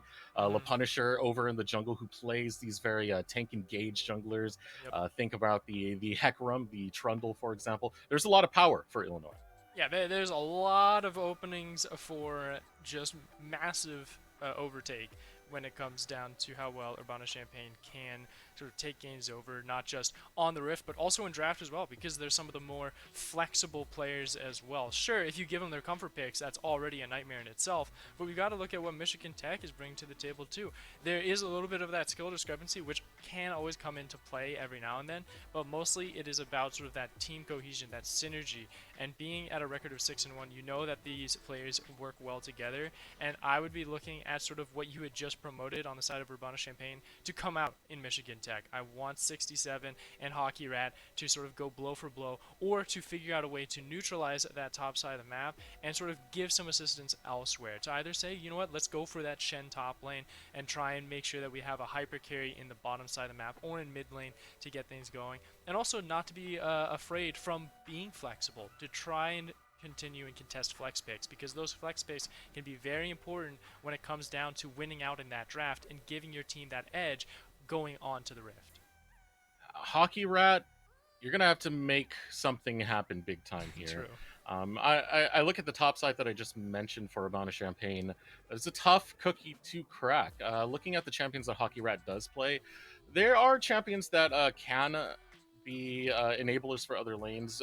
Specifically, the old chem tank users, right? The Hecarim, the Udyr. This is something Hockey Rat likes to play a lot. When I look at 67, what I'm seeing at is practice on the Camille, practice on the Gwen, starting to get results into that direction. These are champions that could meet the top side of Illinois and put up a potential strong fight. But again, this is a strong top side for the University of Illinois, Urbana-Champaign. It is a lot of weight to put onto the shoulders of Hockey Rat. Very true. And it's something where you're starting to get to that point where, like with those Camille's and the Gwens, as you have mentioned, you start to get into that field of shared champion pool between the teams, and that comes into the question of, all right, are we going to be looking to just straight up ban these things, sort of get to a point where they will be stronger than us in that department, so even if it is shared, we still have to eliminate it, and that sort of causes a damper onto yourselves, whether it is Michigan or you or Urbana-Champaign respectively. And to that point, it's like, all right, well, I'm curious to see if you're actually even going to be picking the top side of the map in that first phase in whatever shape or form. Even if it's like the jungler, which we saw very much was a very similar vein in our previous series, where you'd be prioritizing your jungler usually around the second or third pick during the first phase.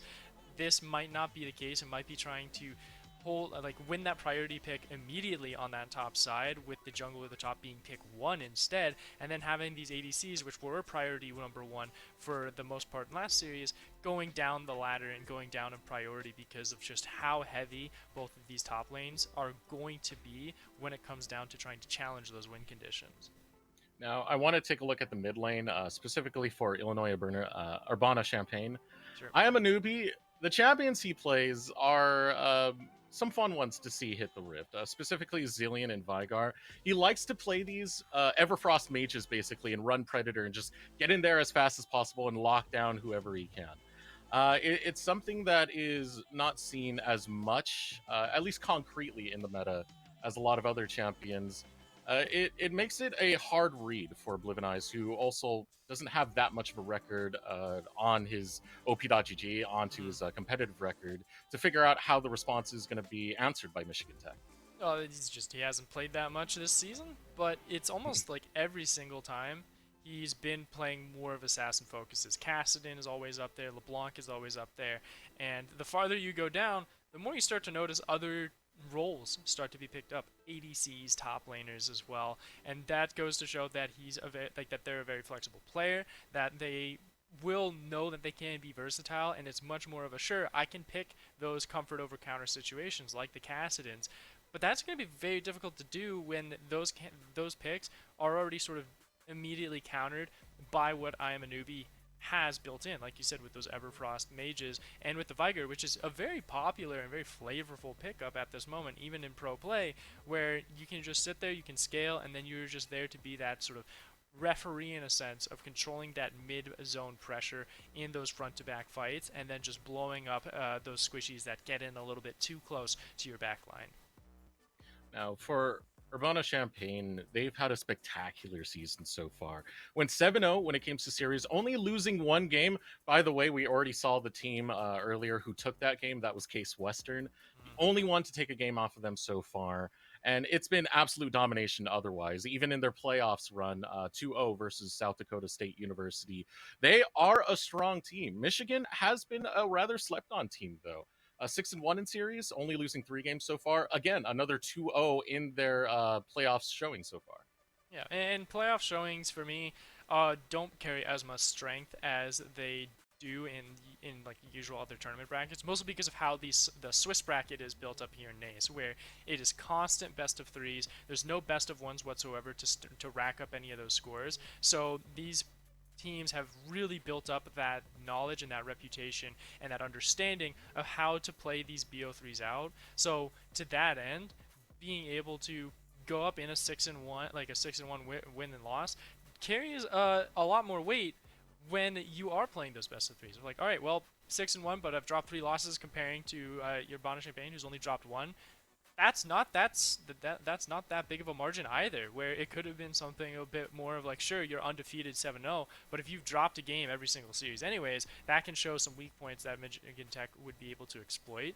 So being very critical on sort of how those win-loss records are game-wise and series-wise, very important, but we are into those pick and ban phases a little bit slower, a little bit more methodical, or at least a little bit more thinking power needed because of how those shared pools are between each of these teams. Yeah, Renata getting banned away. Something Poro in a Box has been playing a lot. Much more recently since the release of Renata. Poro in a Box most commonly played a lot of like engaged supports, has been lately turning on towards those enchanters like Renata and Soraka. So there's another one left on the table as Vigar gets removed away. We already talked about that, and I'm a newbie's affinity for Vigar and running it on his Predator Everfrost. For sure, yeah. And I could see at this point maybe okay, Gwen ban. Gwen over Camille. That's something that's like, all right, That's a very strong hyperscaler in the Gwen, and Camille seems a bit more manageable. It's also something you can steal away too, right? And just say, you know what, let's just grab the Camille on 2. It's a blind pick, yes, but we're going to be able to tolerate it nonetheless, and sort of have that in our back end as just sort of a side split uh, fighter in their own right. As Jinx, the final ban, not going to be able to see it this time around in this series, but that does mean also Zeri, which is option number 2 for most ADCs in this current meta, is open and available. They're going to go ahead and take that with pride. Though, Deserix, you've probably seen this time and time again. Whenever there's a Zeri open, the immediate choice after that is hard lockdown. Things like a Nautilus or an Alistar or point and click CCs, and that's interesting. I don't see any of those just yet from Michigan Tech's composition. You got a snare. You got Senna. It's not the hardest of lockdowns, but yeah, you definitely don't see that quite yet. The pillar works sometimes as hard lockdown if you can get it like pinpoint onto the character model, but so far I'm guessing more towards just meta comfort than anything else out of Michigan Tech. Sure thing. A little bit more of that comfort, as you said. The Graves, I could argue that, that Graves is a flex between jungle and top lane, so Urbana Champagne starting to use those flexes already, respecting the blind capability. And from here, I'd say, you know what, I'd finish it out either with a support here, just to keep things a little bit extra. Like, honestly, you have the Zeri Yumi combination to get things going. Like, when you have Senna on the other side of the map, that's something where you are gonna have to get into a range quickly, or you just pick a Yumi and just start harassing, and it works within the vein of that. But no, they're gonna go with something that's a little bit more comfortable than that cat. Is going to be Soraka with the silences and the heals. So I haven't seen a Zeri Soraka combo just yet, but first time for everything here, especially with still a support having to be chosen from Michigan Tech. And again, it's a still away. Pour on a box, just mentioned Renata, Soraka, 2 main champions. Renata banned away, Soraka taken as Urbana Champagne locking that in. Michigan Tech, however, I wasn't expecting to see Nasus a second time, Cole. Me neither, but I can understand why the Nasus is here, because the Wither is a point and click slow attack speed and movement speed slow. And that would work very well with a teleport ghost Nasus, immediately ghost in, wither down the Zeri, and then be able to try and batter her down. You just have to be careful with her dash if she's able to just like dash away over a long stretch of terrain, and then you're just sort of screwed. She's out of the fight, and you have to deal with the rest of her team.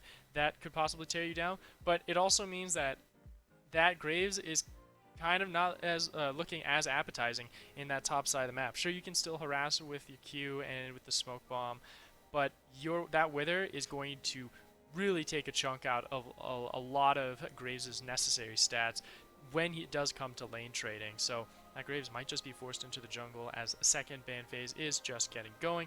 Malphite and Anivia gone away. That Malphite, most likely a support Malphite ban just because of the hard level 6, and then it's something more of like it's the fasting Senna. And with that Poppy, it's an immediate tell that Urbana Champagne is expecting it to be that fasting Senna, something that is more powerful in the current state. And for me, I would have banned the Nautilus instead, but it's something where those 2 tanks are just stronger when they are the farming tank in that bottom lane instead of something like the Nautilus. The only other option for me would be potentially Senna Tom Kench, which is extremely powerful, and that's where I would be picking that right now for Michigan Tech. But instead, Victor. Victor locked in for Michigan Tech. They have a very strong front line, a lot of slowing capabilities for Michigan Tech with this Trundle Nasus. Now going to add Victor to that. So more zone control. It will be tougher to maneuver around the members of Michigan Tech, given what they can really bring to the field so far for that utility. Now the response, we're talking about utility. Well, Illinois are going to respond with Zillions, so a lot to keep these members of Illinois alive, a lot of squishy members. Throwing back, however, when it comes to this top lane, as Jax has been locked in, we have a Nasus lock in, we have an Urgot locked in. Okay. And so that to me then said, like, because for a little while when the Victor got picked in at Red 4, I was thinking, all right, you are most likely trying to look for a top lane counter pick here, and it's going to be Trundle in the bottom lane with the Senna, and it's going to be that farming style with the Troll. But the Urgot being locked in means like that Trundle is like it just sort of like flips it over. It's like, all right, expect that to happen with the counter pick, but who's going jungle now if Trundle has to go bot lane? So it was that awkward scenario of either you pick that top lane now or you pick that mid flex, and this is where this could even go even farther beyond that of this bottom lane is going to be Victor Senna, and it's just a more longer range harassment point, and just sort of forfeiting the fact of like, we're never going to get close to you. We're just going to have a gentleman's agreement of just farming as much as possible, and a Victor Senna lane is going to have a quicker time of sort of tolerating Azeri than anything else. So I'm going to be very eager to see where the rest of the team is going to be situated around. And not to mention, I haven't even talked about the Nasus yet. That Nasus might not even be going top lane either, because the Urgot's there to sort of tolerate everything too. And with that Jax, it's like, all right, well, does the Jax sort of tolerate and deal with the Urgot or the Nasus stronger? Are we going to be seeing lane swaps in the middle of the game? So I'm very excited to see how that is fully going to develop once we join onto the Rift. This is going to be wild in terms of lane assignments. Before we head off to our break, I want your confidence on what Michigan is going to put in their lane assignments. What do you think this is going to be? Is this going to be the Victor and Senna in the bot lane? I would have to say, because there's no other efficient jungler on Michigan Tech's side, it has to be it's going to be Victor Senna in the bottom lane with Nasus mid, Urgot top, Trundle jungle. That's my current bet that I'm going to slide in to the bookies once we get onto the Rift. So I'll let you know, and if hey, maybe we'll give 2 Mivix moments. Maybe I'll give my Mivix chair to you, because it looks like you need a little bit of an upgrade tonight. Yeah, I could definitely use one. As we take a moment to throw this over to a short break, we'll see just how confident, how accurate Cole was to guess those lane assignments. But be sure to stay tuned. We have game number 1 of Illinois Urbana-Champaign taking on Michigan Tech.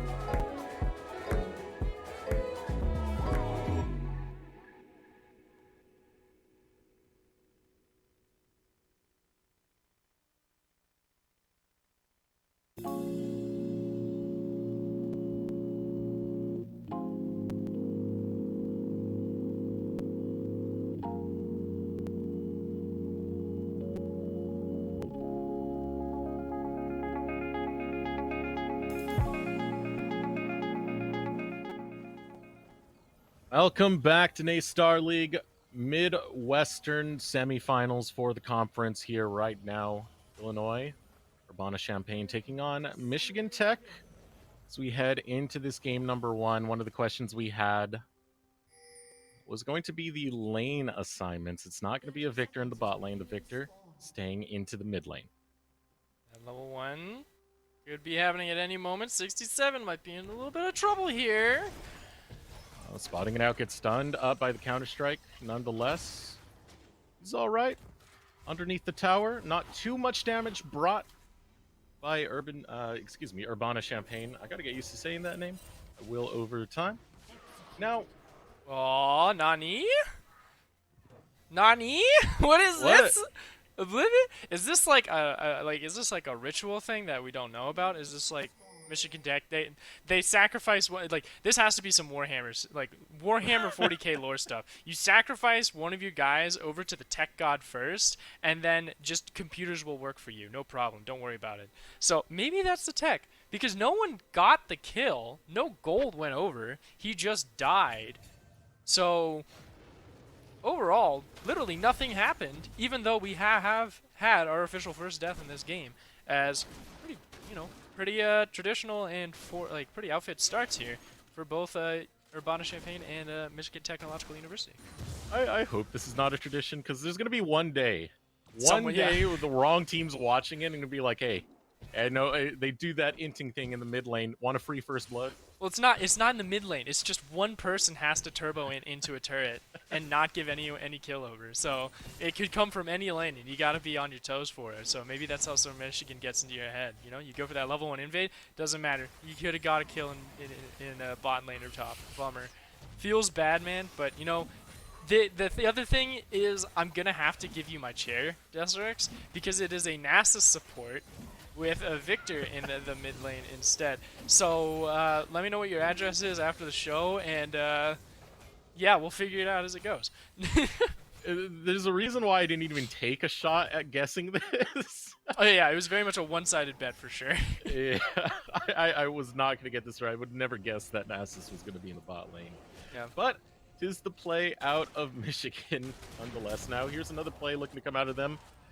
It's Michigan looking to go after Le Punisher, not bringing enough damage to this fight though.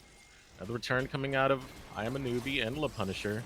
Having that range to work with to get in some chip damage, but now Oblivinize walking around. Look at Kellak. He's right there, jumps in with the counter strike, gets the stun first blood over to I Am a Newbie. Yeah, I understand the initial invade to try and get some kills and force some summoners away, but once the Punisher had gotten away from the engagement and underneath the safety of his lane and the turrets, just leave. You do not need to try and overextend and wrestle for more. You have wasted his time, and that is the best thing you need when it is a power farming Graves, who is going more of a lethality focus with how that Dark Harvest will stack up inevitably. And because they wasted that time, that additional time, it gives a Killak that capability to rally behind and get that first blood over to Urbana Champagne. Sure, it goes over to I Am a Newbie, which you could say for Michigan Tech is not the worst option for them giving a kill over to the Zillion, but it does give them a lot of mid lane priority now for the Punisher to go around, get this double scuttle, potentially look for some additional jungle camps in MTU's side of the Rift, and continue to ramp up on this very powerful ADC in the jungle. Silver hopping in and getting that harassment onto Oscar. Now, Silver being on the Zeri, when I look at the grand scheme of the game, I see a rough time for Michigan to be able to close the distance to take down Silver. It's going to be hard to lock down this area because on one note, yeah, you have no dedicated front line to protect her, but there's a severe lack of mobility on Michigan Tech's side to close the distance to get onto Zeri. Sure, and also the fact that with the Jax and the Graves pickup, it's a multiple threat composition. So Michigan gets into this question of, all right, out of the 3 potential threats that can kill every single one of us, which one are we going to prioritize first? And that is going to be a very interesting question to see develop and evolve over the course of this game, depending on how well each of those 3 individual carries perform. Whether Silver does do very, very well on this Zeri and starts to get kills early, or gets to that 2-item power spike with the Trinity Force and Titanic Hydra to ramp up and deal a lot of damage in their own right, or if you continue dumping additional gold into these solo lanes, and that the Jax and the Graves will be able to find some fruitful events coming their way, which, you know, Dragon has spawned. It is the Hextech Dragon for this first one of this best of 3 series. So all of that in the back of Michigan Tech's heads means that they need to step on the pedal, and they got to step on the pedal soon. Recall coming out from Hockey Rat as priority is established from Illinois in this bottom lane. Le Punisher not going to bother towards that side, happy knowing that his team has that under control. This is quite the trip to try and get Poro in a box to get closer here. This is that fasting center you were talking about, so Poro in a box is still going to be farming up and trying to collect those stacks to get into that late game state of Nasus. Sure. But it's an enchanter support. It's a Zeri marksman. It's a lot of harassment to get close to this wave. And now we're seeing that action on the top side. See if Hockey Rat is going to be able to get away from Le Punisher. If Le Punisher is going to be able to steal some of these Krugs away. Looks like the latter is correct. He does have that level 6 Jax in his back pocket. That's some lost time and some lost resources from this Trundle, who really needs to get to one of those mythic items earlier on. Is, as you said, squishier team, does blow up very quickly, but that also means that Trundle's subjugation is not going to be as effective, stealing away less stats, so that tanky boy in the Troll is not going to be as intimidating when it comes down to full-out team fights. But I don't think Urbana-Champaign really wants full team fights. They want to keep scraps, they want to keep skirmishes. They don't want MTU to just immediately conglomerate into one giant death ball and be able to use all of their ultimates and all of the tools in their kits together. Because I look at both these teams and I still think UIUC wins the scraps, but the team fights, very much a 5-on-5 in favor of MTU. Nice gank in the bot lane for MTU. Hockey Rat putting up that pillar, did burn the flash out of Take Resolve, please. So, squishy potential kill down there in the bot lane if Hockey Rat does do another visit over there. Again, you do have the Senna that provides a snare. The Wither from the Nasus can slow down Take Resolve. Lots of tools there to guarantee that kill. All depends if Hockey Rat heads over there, but so much attention put out of Le Punisher towards this top side. Now heading to the face of 67. It's a couple shots and even goes with the collateral damage for some extra harassment there with the Dark Harvest. It's all for the Dark Harvest proc. Continue to stack those up. Kind of like how Poro is doing with the Nasus Qs. And I'm starting to, well, I'm understanding a little bit of why the Nasus is going into support lane instead, but I'm a newbie. Couple more hits. Fear Beyond Death will pull him in, but it's going to trigger the Chrono Shift. Now, Amanubi gets a second chance to get out of there, but he's got no mana. He's got no health as well. 67 takes him down. Yep, and a great catch there, and with the pull over the wall, it does exactly what you wanted, to force those summoners away from Imanubi. So now this Azilian is looking extra appetizing in that mid lane to try and win some pressure over, and diverting our attention to this bottom lane. It was look for a vision contention over this dragon that Urbana-Champaign has won over. They will look to take this with ease with 2 ADCs to shred this objective apart, which does mean MTU needs to find his attention to be applied elsewhere. He did take the big chicken, it looked like, from the Raptor camp away from the Punisher, so at least that gold has dissipated, and at least has taken something off of the map for a little while he could. And with a 1-to-1 game, in a sense of kill score, the farming is really the biggest differential between these two teams, and the biggest majority is between the two side lanes of top and bot, and both of them are in favor of Urbana-Champaign by a solid 20. That is an additional 300, 400 gold for both Silver and Achillic that they can cash in on in the next moments of time. And honestly, I'd say with how the lanes are going, with how stable this Jax versus Urgot lane matchup is, with having Graves also in your back pocket currently sort of hovering around the Rift Herald pit, and in the bottom lane of just how Nasus and Senna can't really jump onto you yet because they just don't have the stats for it. You can really play a very patient game, but they don't want to play patient. They're continuing this dive into top lane. Going for the dive, setting it up onto 67. The ultimate comes out. Achillic looking to get out. The Wish will provide some healing. Being chased away is Hockey Rat, as Amanubi tries to hunt him down. But an attempted dive nonetheless, not going to be successful, but the pressure is there. It's forcing a recall out of 67. He will have to burn his teleport to get back into the lane. The wave is going to crash into his tower. Indeed, lose some gold there as well, unfortunate, but I'm going to be able to pick up as much as he can. And then also with how Take Resolve decided to go up to that top, just in case they were looking to try and challenge this Rift Herald in question, if Hockey Rat tried to push anything further. So good sort of assignment there from Urbana-Champaign, because they don't really lose too much, but they do lose a turret plate at the most. So that's 160 gold going over to Oscar Wilde and Poro respectively. So that's some gold being able to recoup. And they've also lost that CS disadvantage for MTU. So MTU is looking pretty good in that bottom lane, but top lane is not looking as nice. Urbana-Champaign focusing their efforts onto 67 once again. Has no flash, has no ultimate.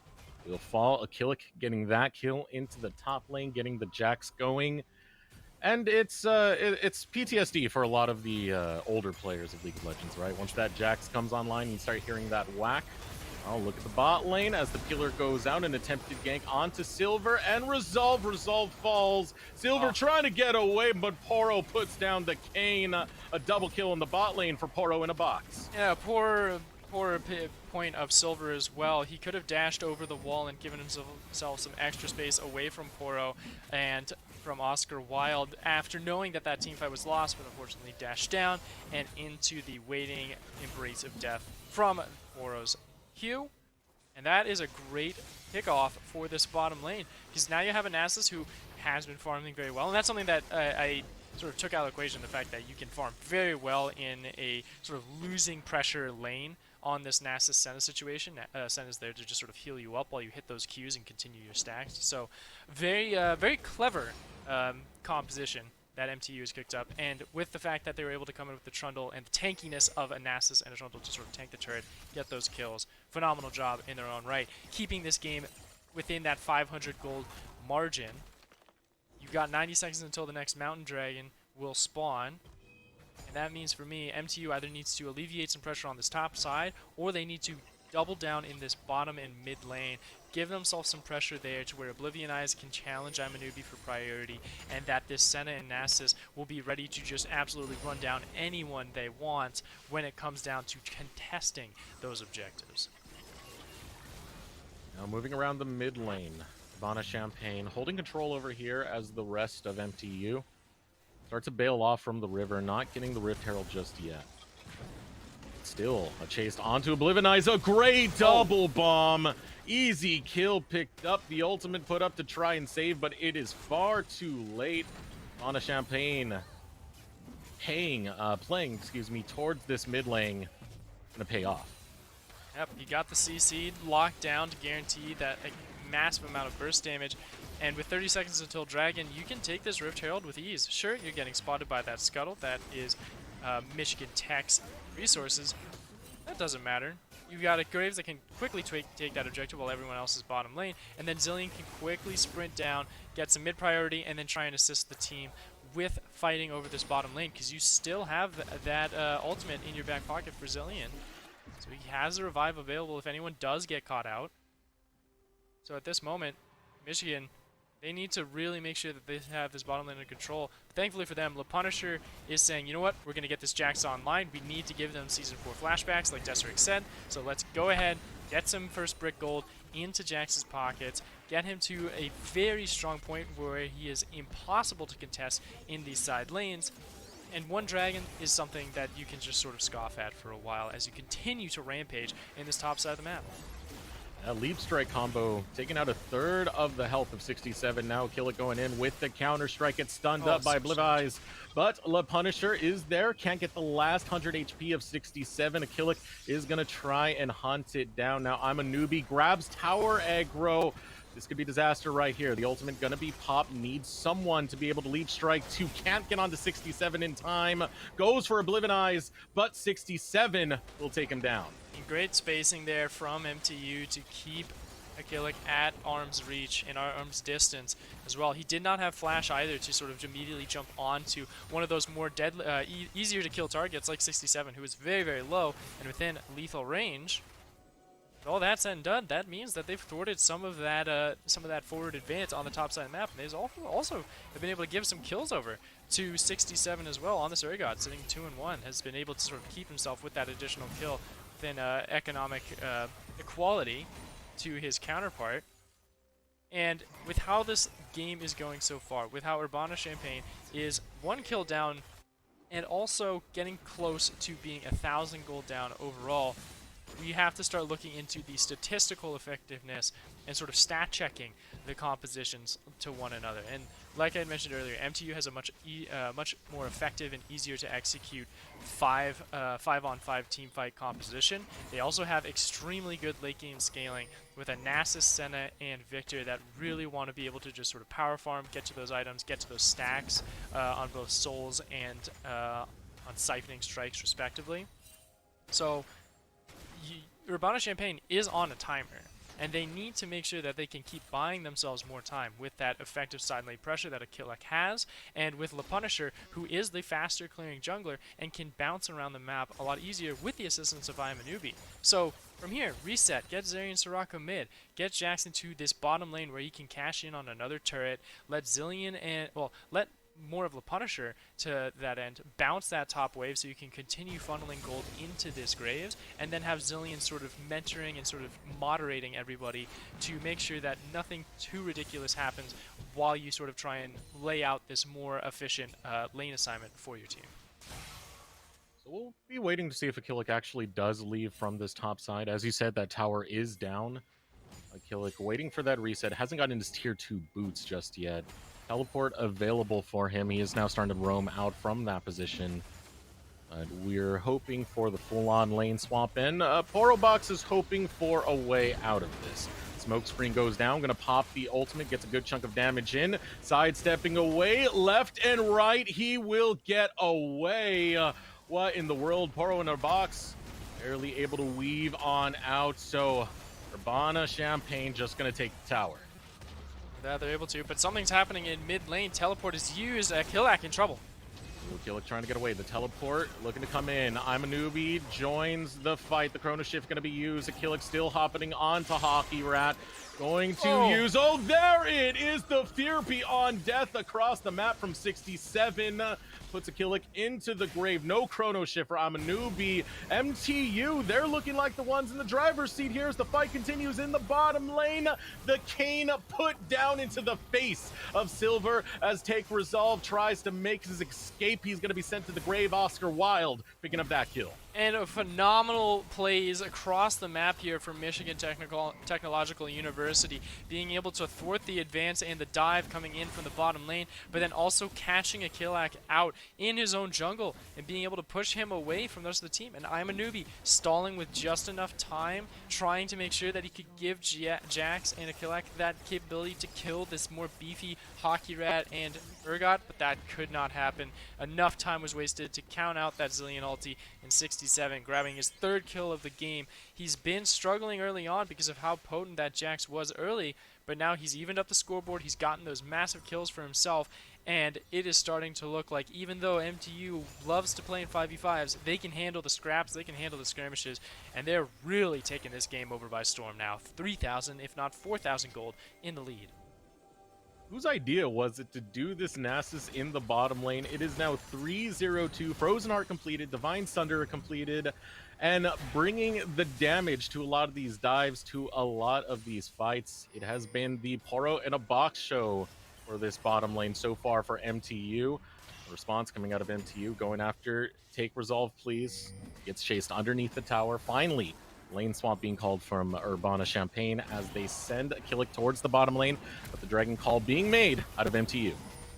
And because of all of this attention, MTU in the bottom lane, UIUC says, well, we still have only one lane we can truly play through in this top lane. We need to get some gold. These tier 2 turrets are very, very expensive and give us a lot of local gold, so let's try and make sure we can get some of those and try and shrink down this discrepancy that we are currently dealing with.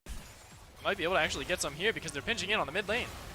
Here comes the flank. Hopping away is going to be Le Punisher. Doesn't get caught out by the gravitational field, putting the damage into Oblivionize. Oblivionize runs low. The bomb ticks and sends him down. Pro in a box trying to get away as the counter-strike comes out. Gets the stun. Oscar Wilde runs away, but chased down by Le Punisher. Pro in a box in the middle of 5. Wants to take one with him. He's going to take the Soraka with them.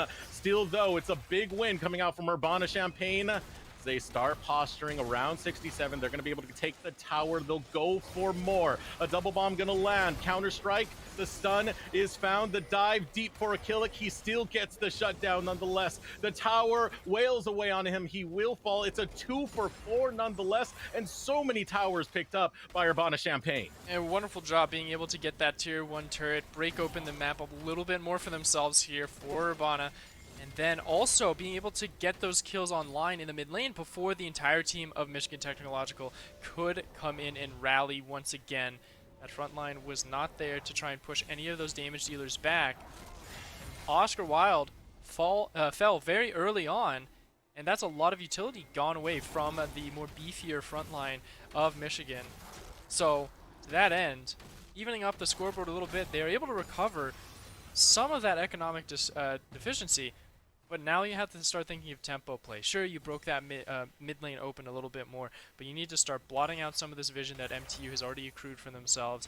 We have the Baron that has spawned, and the Dragon is going to be down for 3 more minutes. So you have some time to work the map, work some of that control, and see if you can accumulate some more of those turrets. Like you mentioned, you need to still get those that tier 2 turret in that top lane, see if you can cash in on that, get some extra gold over to either Akilic or onto Silver respectively, who speaking of Silver, has been doing very poorly in this bottom lane, has not been able to get that lead that you need on this Zeri, but you also haven't gotten to that second item power spike yet. And it's going Black Cleaver too, something that's not Titanic Hydra as usual. You need that armor shred against this very, very formidable front line that Michigan has built up for themselves. So great choice of pivoting in the itemization department. It's just still needing the time to make sure that all three of those power carries can really ramp up. There's that Everfrost being used. 67, great with the timing to get away from the double bomb. Now MTU setting up towards this dragon area. It's still going to be 2 minutes, so just fighting for vision control itself. For the sake of vision control, Poro in a box has been putting on a pretty phenomenal performance so far and has now shifted from being that bot laner to now being a solo laner as he heads up to meet with the Killick. Push out, stalling the game. This is I don't like this either from MTU, kind of trying to play this one out. Like it's something where it doesn't hurt because they can just continue to scale and get stacks and acquire them. And I believe Oscar Wilde is sitting close to 100 stacks on the Senna as well. So that is a very big promised land checkpoint that the Senna is going to be acquiring in a short manner of time, if not already there. The other question would be where Poro is on that Nasus. How many stacks has this Nasus acquired for themselves to see if they can just immediately start one-shotting some of these more squishier backline players of Urbana Champagne? Because that Soraka inevitably will have to deal with one of those members coming in onto them as the Punisher, seeing if he can survive onto Oblivion Eyes. So far, so good. Able to stay alive. There's the Chrono Shift used over the wall. Just buying time. No one going to chase to finish it off. They realize he can dash over the wall without much issue. They also have the heal of Take Resolve there. We'll get to safety now. Killick in the top lane, having his pressure applied over here with the minion waves. You can see that tower is getting lower and lower. Killick just stealing away a lot of those jungle camps, making sure that Hockey Rat is going to be behind the Punisher. Not going to be the tankiest of Trundles. As you had mentioned at the start of this series, just no real tank champion to use that subjugate onto. True. So he can't get into that super tanky stage as we head towards the mid game. We head towards this team fight stage. 7 seconds left on the clock for this dragon to spawn. It's also utility Trundle as well. Did go Knight's Vow is going the more cost-efficient budget for him, so got 2 supports now and a lot of frontline. Can they outlast the damage that UIUC is looking to hunt? But also, sure, you're getting Soul Point, but you're also losing your mid lane. You've got to start making decisions fast here in Michigan Tech. And MTU, they are trying to make it. The teleport being called in the mid lane, looking for a pincer from the river. Not going to commit to it. They still get the Soul Point nonetheless, but the call out of Urbana Champagne was to take the tower and open up the map. This is probably one of the best dragons to have too for Urbana Champagne, because you're already behind in dragon priority, and when you are in that situation where you are losing scraps and skirmishes, but also know that the 5-on-5 fight against Michigan Tech's composition is going to be extremely difficult because they do just outperform you in those scenarios, you've got to be clever and you've got to be smart with how you manage wave management and how you can sort of create lane priority and lane assignments based off of the 3 carries that you do have. And all 3 of the carries sort of deal with wave management in different ways. Graves usually just hard shoves them. Zeri has to be a little bit more complex with how she preps them based off of the skill shot auto attacks that she has to deal with. And then also with Jax, who inevitably just wants to continue to split push, but is deciding not to go for the hull breaker, because you will have to team fight inevitably, and someone will be hovering around you at all times, because I'm a newbie and Take Resolve are sprinting across the map, making sure that if any of those 3 carries do get caught out, that they will be there to provide the revive, provide the utility, provide the slow, just like right now, to make sure that they continue this pressure.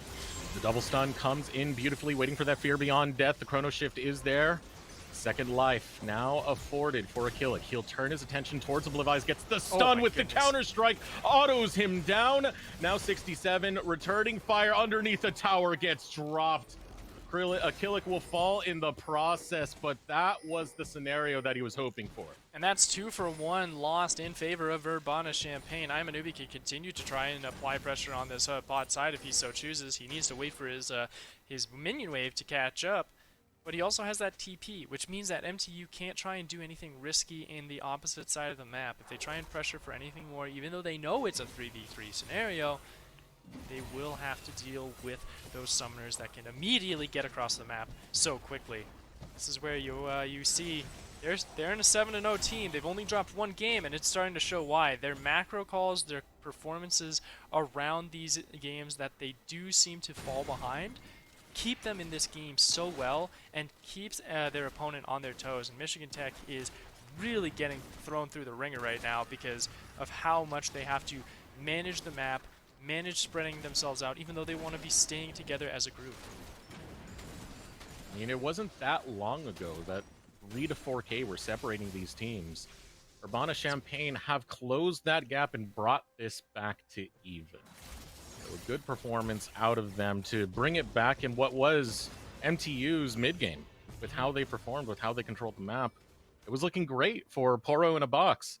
Not the state anymore. You still have that late game scaling going on for Poro in a box. I believe he's closing in on about 700 stacks now. So that cane really, really does hurt.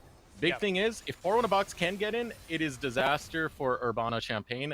If he gets stifled, it will be the other way around. I gotta collect those stacks, Oscar. While you're at 96 stacks, you need to get to that 100 because that is really the promised land for any of the Sennas. You get that massive boost of range and of damage with the critical strike bonuses too. You just have to cash in on these as fast as possible because it's still 28 minutes in. 96 stacks, 98 stacks is great, but also the same thing like you mentioned, like the stacks on NACEs too.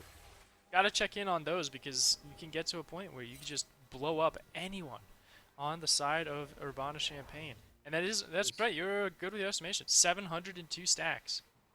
That is a massive amount of damage that is just walloping onto members of Urbana Champagne. And he wants to use them, but they're a less mobile team that wants to stay together as a group, which means that you are working with less resources on a much broader map because of how UIUC is playing. And this next dragon is spawning in 40 seconds. That's something that MTU is thankful for. That means that Urbana Champagne has to start conglomerating again. The map starts to squish down, and you'll have to start challenging in a more confined area, which is exactly what MTU wants. So Urbana Champagne holding control over this dragon side, trying to catch on to Hockey Rat. Silver just darting forward on this Zeri. See what happens when the stacks are acquired. Oh, okay. After a couple more of those skill shot autos. But the call out of MTU is Baron, headed towards this side, trying to bluff around potentially with Urbana Champagne. This makes it a 4v5 scenario because Akilic is on that dragon right now. Oh, that's not within lethal of fear. Also wasted so far is the Chrono Shift. Trying to get away is going to be Take Resolve. He flashes. It's retreat for Urbana Champagne. Dragon will be taken. Akilic able to take that, but this is the problem we were having. This is what we were talking about in draft. It is hard for MTU to close that distance and get the engage onto Urbana Champagne. Yeah, and this is also where it's that lack of point-and-click CC, that hard engagement that MTU needs to get, not just onto Zeri, which was the primary reason for the draft, but also into any targets. This is an extremely flexible and mobile composition, and Oblivion Eye is doing damage, but he's getting just completely outmaneuvered. Getting worked right now. Jumping in will be Akilic. And the Baron was grabbed, but here comes the counteroffensive from Illinois. Silver leading the charge goes after Poro in a box. Poro in a box getting low. He needs to put in the damage. He needs to drop the cane, but the dog is going to be the one that gets dropped, and 67 will follow him. Oscar now trying to get underneath the tower, but Silver spots him out. A flash forward will not save you. Silver getting out from tower range before the snare connects. And even though Baron was picked up by Michigan, everything is going up in flames when it comes to the base of Michigan, as Urbana Champagne are looking to close this out. They're going right after a Hockey Rat underneath the tower. The bomb's not going to land, but the inhibitor goes down. We're continuing on the advance. The death timers are long enough to actually take this game here. so fast and so quick in a heartbeat, in the blink of an eye. Urbana-Champaign comes online and brings the hurt to Michigan Tech. With the Nexus exposed, they'll take game number 1 of this best of 3 semifinals. And that goes to show the power of University of Illinois at Urbana-Champaign, showing how they can play from behind, how they can recuperate and use their composition to the maximum, playing that scrappy style, knowing that they have a quicker team that can dart around the map in an efficient manner, and just making sure that they can stretch this composition that was Michigan Tech's very massive death ball, a very difficult death ball to deal with once you got into its kill zone. But being out of that kill zone, not having hard engagement or anything to lock down those very slippery targets is the inevitable detriment here of Michigan Tech. And nothing but praise from for them for doing something creative, for trying the Nasus and Senna in that bottom lane, which was very, very fun to watch and very creative. But it just wasn't enough for them to really take this game by storm after such a dominant performance from the Titans here in the Midwest in UIUC. No point and click CC, no way to really close that distance. Illinois, Urbana-Champaign taking that game number 1.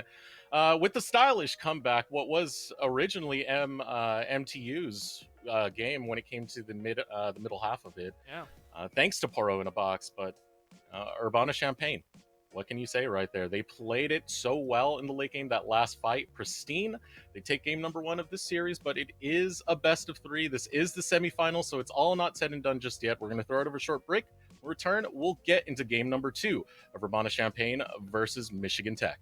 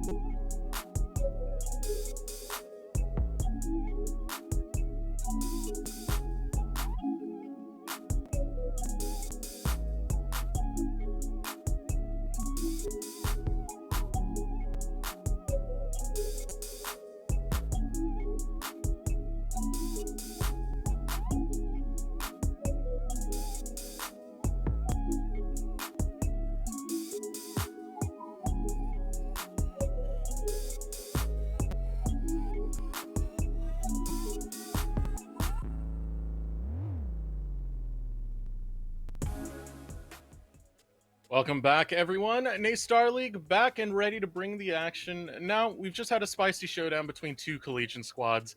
These showdowns over the season can be intense, and you need to bring your best. To do that, you need reliable peripherals, and our sponsor, Corsair, offers some of the best. Corsair is a leading global developer and manufacturer of high performance gear and technology for gamers, content creators, and PC enthusiasts. From award winning PC components and peripherals to premium streaming equipment and smart ambient lighting, Corsair delivers a full ecosystem of products that work together to enable everyone, from the casual gamer to the committed professional, to perform at their very best. Now, I hope you have all your peripherals ready to go because we're already ready to head into Champ Select. And already we are seeing massive changes too. In the first phase of pick and ban, Michigan Tech just hit the no thank you button and banned 3 out of the 5 champions that Illinois decided to pick up in the first game. And they came out with a victory, being able to come back from what was looking like a Michigan Tech victory. So to that end, it shows that Michigan Tech has really started to shake in their boots. Urbana-Champaign has struck fear into the ranks of MTU, and because of those bans, it also means there's now a lot available, a lot open Yeah. now. Once again, I wonder if Jinx might still be a possibility. I'm not sure about that third ban there from UIUC. We'll get a word on production on that one to see what it was fully. But inevitably, also there's the junglers as well. Hecarim is one of those that was able to be picked up, and UIUC did decide to go with the Trundle ban, which is usually kind of a counter against Hecarim and can be used as sort of a support as well. So understandable on how the Hecarim now has sort of wiggled its way through. But this does also mean, in a sense, of top priority as well. What else can we grab up here now that things like the Camille and the Gwen are now available? Is UIUC going with something a little bit more familiar and flexible with that Graves? I'm dying to see. I'm dying to see what MTU are going to take next. We saw what they brought out in that game number one, the Nasus in the bottom. It wasn't the worst thing. It did all right in the early game. It That was MTU farmed that up did that. MTU. Yes. Yes. Yeah, it did fine things. It had a good, pretty strong early game. It Mhm. farmed up pretty well, 700 plus stacks. You know, tech is in the name, right? It was an interesting one to see, to say the least. Let's see what Michigan Tech are going to bring for this game number two as they Zaya? hover the Renata. I definitely do agree with it so far. I'm sort of a fan of it. Renata Glask, but you don't know what the champion marksman that you're pairing it with. It feels more of like, all right, it's like pump steroids. It works fine with Hecarim too. Like you just give massive boost of movement speed and attack speed to a Hecarim. That works just as fine, if I do say so myself. And you've got some counterplay capability because UIUC already fairly short range, even though it is very flexible and hard to stick onto. The Zaya can create some good harassment, but it's sort of like an expectation of, all right, Renata Glask may be also a very strong counter pick into something like the Rakan, who does need to get up into your face, and even though has the charm, is a little bit more of a visible engagement and might be just enough time for you to hit the hostile takeover button and sort of turn the heads on the two lovers and sort of create a little bit of a toxic relationship in its own right. No pun intended. As Syndra being picked up, nice little counter pick against the Anivia because of sort of how that Scout of the Week works, you know? Ultimate And comes up this and everything like that. this is a lot of damage again Really a lot of coming out damage. of Urbana Champagne. You have the pick potential so far from the Syndra that's somewhat complemented on the Zaya. It's very easy to be deceived on how many feathers can get behind you in such a quick amount of time. You know, a lot of Zayas. It's not really the autos that get you, but that blade collar right on the back end and everything Yes. following up right after. So the pick potential and the damage so far there for University of Illinois Urbana Champagne. And the other curiosity too for myself is if Urbana Champagne is going to be going with the lethality Zaya, because for some reason Riot just cannot get rid of this champion's lethality itemization pathing, even though it's been kind of nerfed into the ground.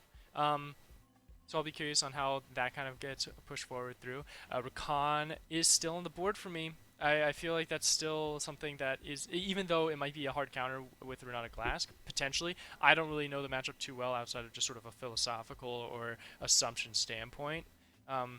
But you also need a little bit of a front line here now too. So Nautilus maybe a Braum to sort of deny some potential, but also a Janna here instead, which like Janna top I believe has also been sort of pushed out of contention, so that is going to be a support. So just sort of a reminder for everybody that Janna top is very much no longer a thing, as we get our first Twitch of NACE Starleague. I believe this is our first Twitch on broadcast of NACE Starleague as well. So very excited to see how that's going to come into full effect, as Poppy is the final thing to wrap up the rest of Michigan Tech's composition.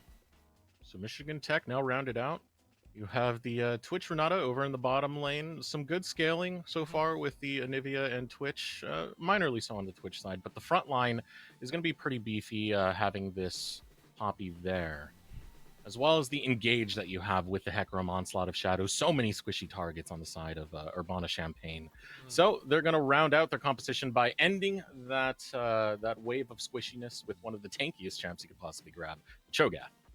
Yeah, and the Cho'Gath also has a flexible pathing as well. And with the Cho'Gath being locked, that is most likely again going to be a Graves into the jungle, with Cho'Gath countering out the Poppy. Because, Poppy, it's like a game of rock, paper, scissors, actually. Poppy beats Graves because of the dash denial, but Cho'Gath beats Poppy because I'm beefier than you and do max HP shred just as efficient as you, and inevitably does outscale in its own right. So very interesting to see how this draft again came out into fruition, because I would not have expected another Anivia. I feel like Anivia, though strong, is just on the verge of going into a point of competitive light and competitive viability, but not there just yet. And then also a Janna and a Cho'Gath. And when you look at sort of how these compositions work together, Michigan Tech saw that their lackluster hard engagement from game one was one of the greatest downfalls for them in that loss. So they're now coming in with a vengeance, with the Poppy and Hecarim both there, but they've also got massive snowball potential with the Renata Glass and the Twitch to just surprise catch people on side lanes and create skirmishing capabilities to make plays. On the other end, it feels like UIUC said, if it ain't broke, don't fix it. Let's play games that are hardcore, win lane, win game, and then just inevitably outscale our opponent, no matter how confident they are in their macro performances. We will beat them man to man and in the overarching picture. All right, so match point, Urbana Champagne waiting to meet Purdue in the finals if they can take this dub right here and right now. Michigan Tech, do they have an answer? We're going to throw it over to short break. When we return, we'll get into game number 2 of this semifinals matchup of Urbana Champagne versus Michigan Tech.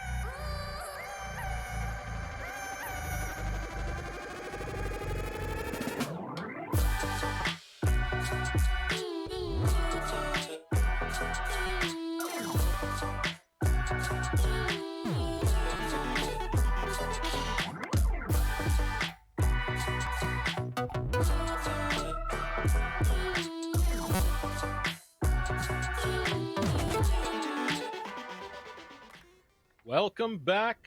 University of Illinois, Urbana-Champaign, Michigan Technological University doing battle here. The second game of this semifinals matchup.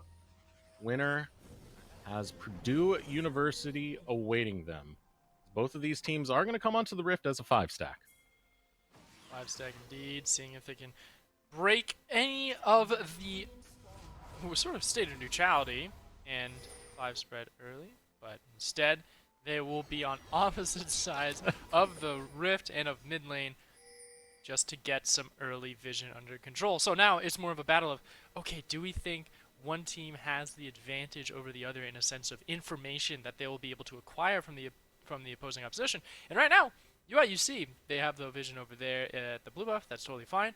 But it's a long-term investment here for MTU. Hold your stocks, diamond hands here for this level 1 invade. So they're trying to see if they can sneak in. No one has been spotted out yet. It's all sitting on a knife's edge to see if Punisher and Silver Ritter lose their life. Oh no. They know that it spawns at 128, so they can sit here until 128 and then just parade on in. They do go in. Is 125 with the blast cone, maybe? They're going with the blast cone. They're going with the blast cone. All right, here we go. Here comes the invade. Surprise. Out comes the tornado, gets a knockup. Poro in a box, getting low here. The Punisher can't get onto him though. Being a body block is going to be Hockey Rat, but Poro in a box. Flashing over the wall, the Punisher going to chase after him. Gets first blood. And Michigan Tech, well, they brought a new tech to the fight this time, and it's not going to work out with that blast plan invade. And all unfortunate. Great morale to try and go in on that level 1 invade and try and find the catch, but the level 1s against each champion just comes out on top of UIUC. Not to mention a lot of damage was dealt by the blue buff itself too, keeping all of the members of MTU in its range with the glacial augment that came in from Janna, negating damage and keeping people within the neutral camp. Just gives the absolute victory over to UIUC. Phenomenal job there to recuperate from that level 1 invade, and now sitting on the back foot, Oscar Wilde, Poro in the box, and the rest of MTU need to continue that creative streak to see if they can grab or at least conquer their way back into this game just through sheer cheese. That combo is quite aggressive out of MTU in the bottom lane. For MTU to get back into this series, for their draft, they have a way in. You mentioned that. They lacked it last time. I think Anivia provides some decent chase if MTU are to be the aggressors. Sure. There's also a combo to be had with the Poppy plus Anivia wall. So I'm just trying to look at the positive things that we have for MTU that is different from what we had in the last draft. Well, I still think MTU, because they now have that hard engagement with the Hecarim, something that can power farm just as efficiently as the Graves and has the engagement button to do so for team fights, has an upper hand if this game continues to stay a little bit more neutral. But the fact that now Punisher is jumping on a Hockey Rat might be even able to get this kill. Oh, Achilles low too. What is going on here on this top lane with 67? 67 caught out. No flash available for Le Punisher, who wanted to chase down Hockey Rat there. You saw that flash burns earlier during the level 1, but here comes the reinvade. The smite gonna be used to give Hockey Rat some health back. Now I'm a newbie. Try to walk away with this blue buff, but there's the combo we were talking about. Slammed into the Anivia wall with the Poppy stun. Retreat coming out of Urbana-Champaign. Now Killick waiting in the wings. The double stun goes on, and Oblivionize is able to get one. Now Killick returns fire, but the Agnivia is there. Le Punisher, Chef Le Punisher, gonna provide some scrambled eggs for Achilles. Well, you know what? That all started off with an interesting invade into the blue buff once again. It was blue buff number 2, Electric Boogaloo, for sure, with UIUC trying to sort of take back at MTU. And in the end, it was a great counterplay and at least like re-engagement there from Michigan Tech's top side to try and win out and force a lot of summoners. But in the end, Oblivionize also just overextending, getting a little bit too greedy, and comes into a price of a 1-for-1 trade at the end of it all. So keeping the scoreboard fairly even, still in favor of UIUC because of that initial blue buff invasion that went south. Does mean that, well, you are still behind, you still need to find a way to recuperate, and it goes back to what we were sort of discussing just a little bit earlier, of a sense of MTU has a composition that can really create its own initiative and can create its own sort of tempo of play with having engagement, with having scaling, and being able to keep up with jungle clear and presence around the map when it comes to those neutral objectives. It's just a question of not falling too far behind, not letting these hiccups, these slight mishaps like that invade early on, get to your head and get to your mental to where you start becoming a little bit more hopeless and hopeless as the game goes on. So MTU's not out of the woods yet. Neither is UIUC, as the first dragon is available to try and fight over, as that's what Take Resolve and Le Punisher are currently looking to win over. Yeah, over on this riverside. Having control of the vision over there as a send silver by himself. Scuttle Crab will be acquired by UIUC. But happy getting that. Not contesting the Drake just yet, wanting at least better lane states to come out for them. I want to know your opinion, Cole, when it comes to this Cho'Gath ethic. We don't see Cho too often. Now, specifically for me, actually, gotta hold that thought because Hockey wants to get a closer look at this Cho as well. Pushes him into the wall. An alley-oop coming out of 67. That is a kill over on the top side. There we go. Good scoreboard startup. Hecarim giving some priority, but that also means that you have revealed yourself top lane. Jungle and Punisher will take this dragon for himself with ease. The rest of his team winning some priority in mid and bot, respectively, to continue their advantage. It's at least a Cloud Dragon this first game, so honestly, that's probably the best thing for both of these teams because you got to have a more, like, you get to have a more efficient scaling Dragon Soul this time around. As Ocean Soul is the next one, so it's either Infernal, Mountain, or Hextech. Those are all great in themselves. That actually is really good for 67 because that's some gold denied away from a Killac that he's not going to be able to get. Such a jerk move, but man, It's rude, yeah. it's effective. It is effective. The Punisher, eyes onto this bottom lane, going after Oscar Wilde and Poro in a box. Recall trying to be faked out by Take Resolve. See a little bit of a cheeky play coming out of Silver with the feathers, but couldn't get the angle to get the stun. Only going to result in a knockup. Now, channeling coming through. Will get the recall. Almost gets autoed. Oh, he did get autoed. It's coming through. Yep, there it is. It just I saw his health bar tick down a little bit. Chased him all the way to the respawn. As a a little bit of an interesting bait there, but it's at least something that UIUC is still trying to thwart any of the more aggressive adjustments that MTU is trying to play, right? Like you're trying to cheese out any of the cheese that MTU is trying to apply. So everything's kind of stinky in this game, even though it's only 4 kills overall, 2 kills for both teams, and a dead even score in pressure and in economy. So then the next question leads, all right, well, where can we get those advantages? Herald is available. You can try and challenge for that, but that means you have to get top lane and mid lane pressure and see if you can roam a little bit with these supports, which is very plausible, especially for UIUC, who has the Janna, who can sort of dive around the map a little bit more, already has those Ionian boots and lucidity, and it's now more of a general synopsis of saying, well, which of these teams is going to have their jungler arrive first, is, man, Akilic is just getting beat up here by 67. He does have Flash. Should be safe. Flash used by 67. Akilic burns his to stay alive. Now, with this Cho match, it kind of brings back up what I wanted to talk about. What is your overall view when it comes to this Cho in lane? Once again, trying to focus down 67. He's just trying to survive in a way. Just, like, get to an outscaling point for me. I look at some of the team fight phases that you have with Cho, at least when I was playing League of Legends more often. What I found is it really depended if you were the engager or if you were the engaged on, right? Cho's really good at finding creative engagements because he can just spam a lot of this crowd control. But if he's engaged on, it's much more trickier to actually be much more effective in a team fight. Yeah, it's very much the same way of like how a Cho'Gath needs to play, of being more creative and be like sort of brute forcing your way through through engagements and trying to get the upper hand first. But if the opponent can sort of get past that, it starts to get tougher. And unfortunately for Cho'Gath, he doesn't have the statistical defenses like a Volibear does to stay alive and continue trading against somebody when they do get up in their face. So it's very much just, if you can be creative, that's great.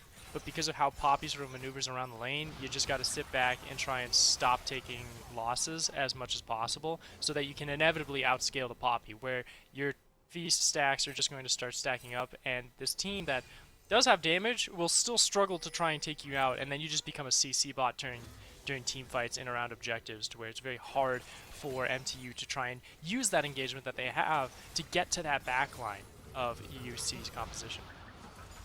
A trade going on in the bottom lane between supports. Hockey Rat is in the area. The control ward is there, so vision will be denied. I do not believe Hockey Rat was spotted. Oscar Didn't look Wild like going into the stealth.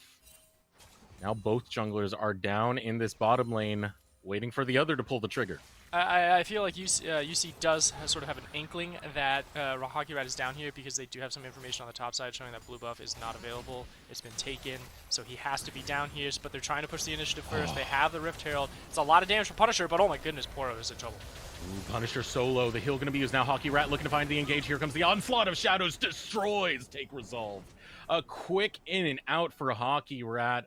MTU get a kill lead.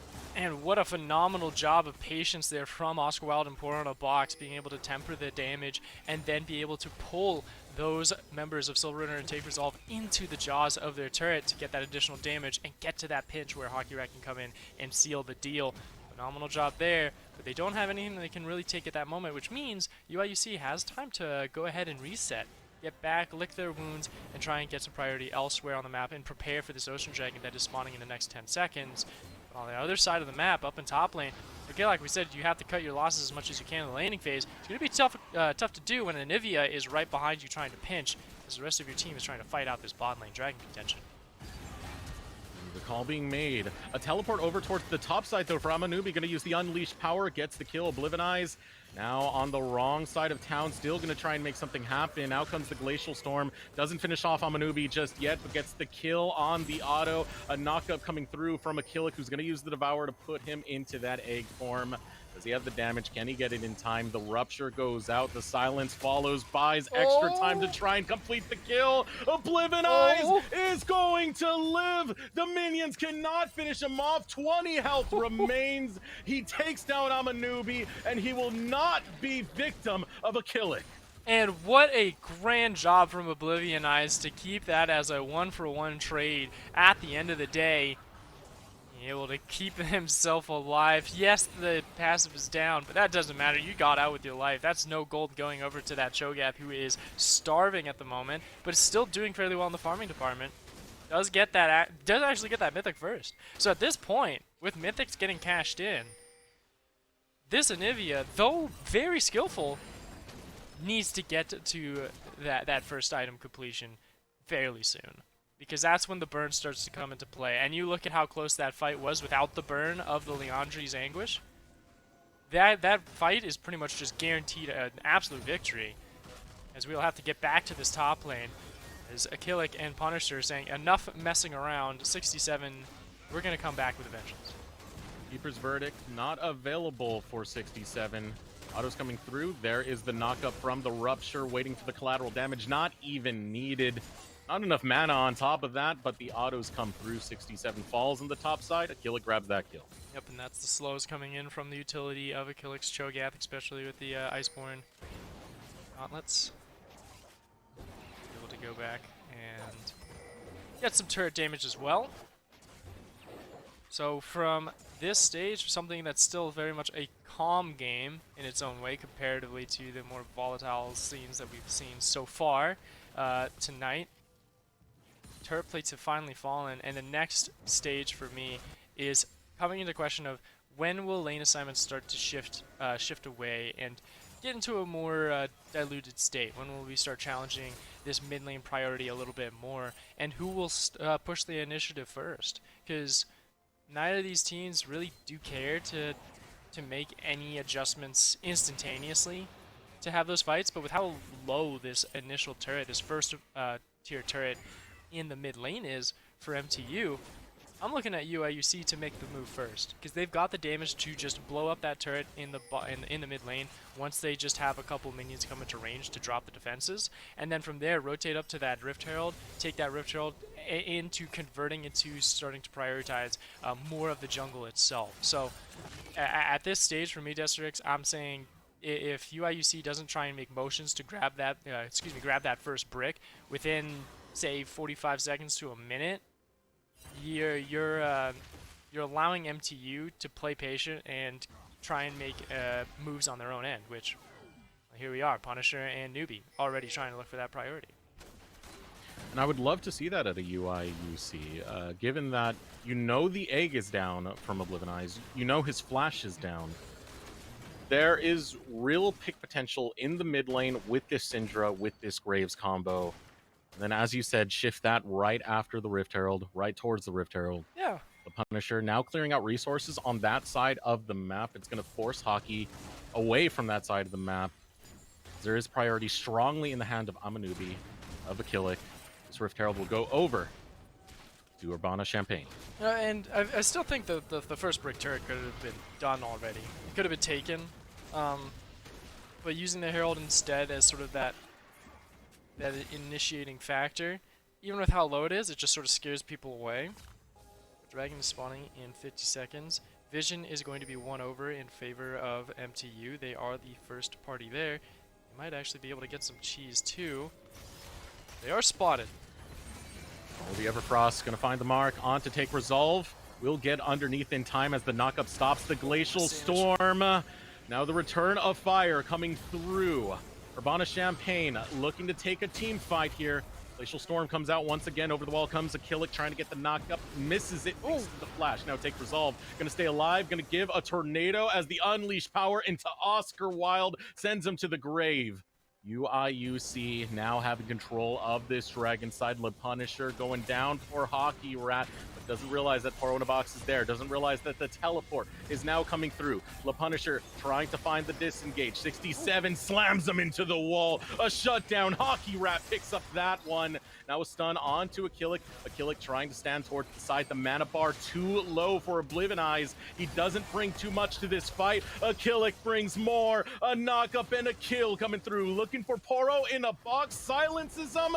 The best silence you could have is death, and Silver will silence Poro in a box and grab that kill for himself. Dragon going over to Urbana Champagne. With health bars too low to try and continue to challenge this objective, UIUC will look to motion towards it, but without the jungler, a little bit hesitant, and decide to push off and finally go towards this mid lane turret for that first brick of this game. With this, they have the raw stats to take this, but oh no, Oscar Wilde. Complete wrong path. Completely wrong path.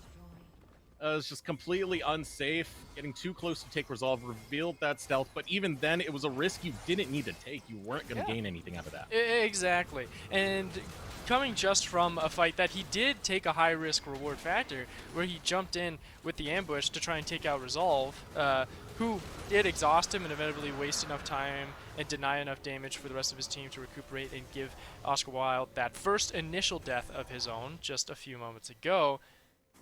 Those two performances back to back, where you get caught out, you get a little bit bamboozled by the summoner spells, and then immediately making a poor rotation to getting caught out again within the course of under 2 minutes, it does a number on your mental. And this is where now, even though it's only a 2,000 gold difference, if just barely underneath that 2,000 gold, it's now all about that tempo control, about how well you can position yourself around the map with this lead that UIUC has sort of acquired from themselves from winning over that objective fight that seemed like MTU's fight to lose.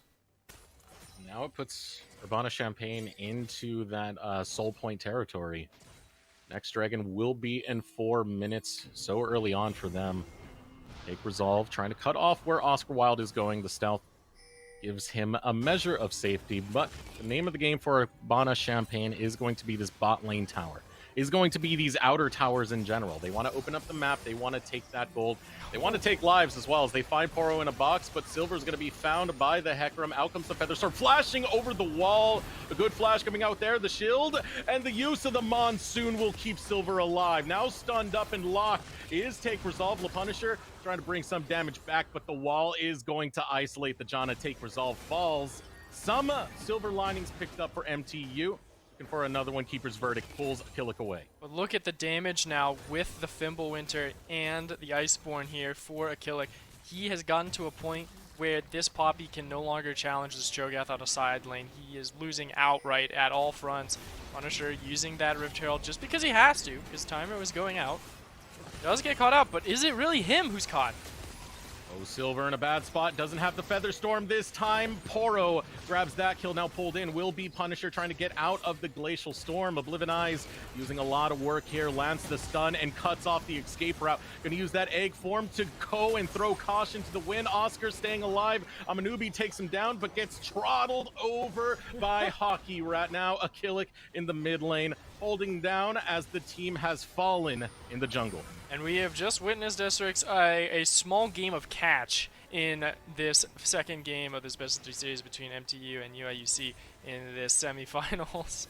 As both teams kind of did a little bit of throwing to each other back and forth. Because that was some kind of aggression inside of Michigan Tech's jungle that Urbana-Champaign did not need to do. I understand the aggression in a way of pushing forward and trying to get as much as possible away from MTU's bottom side of the map.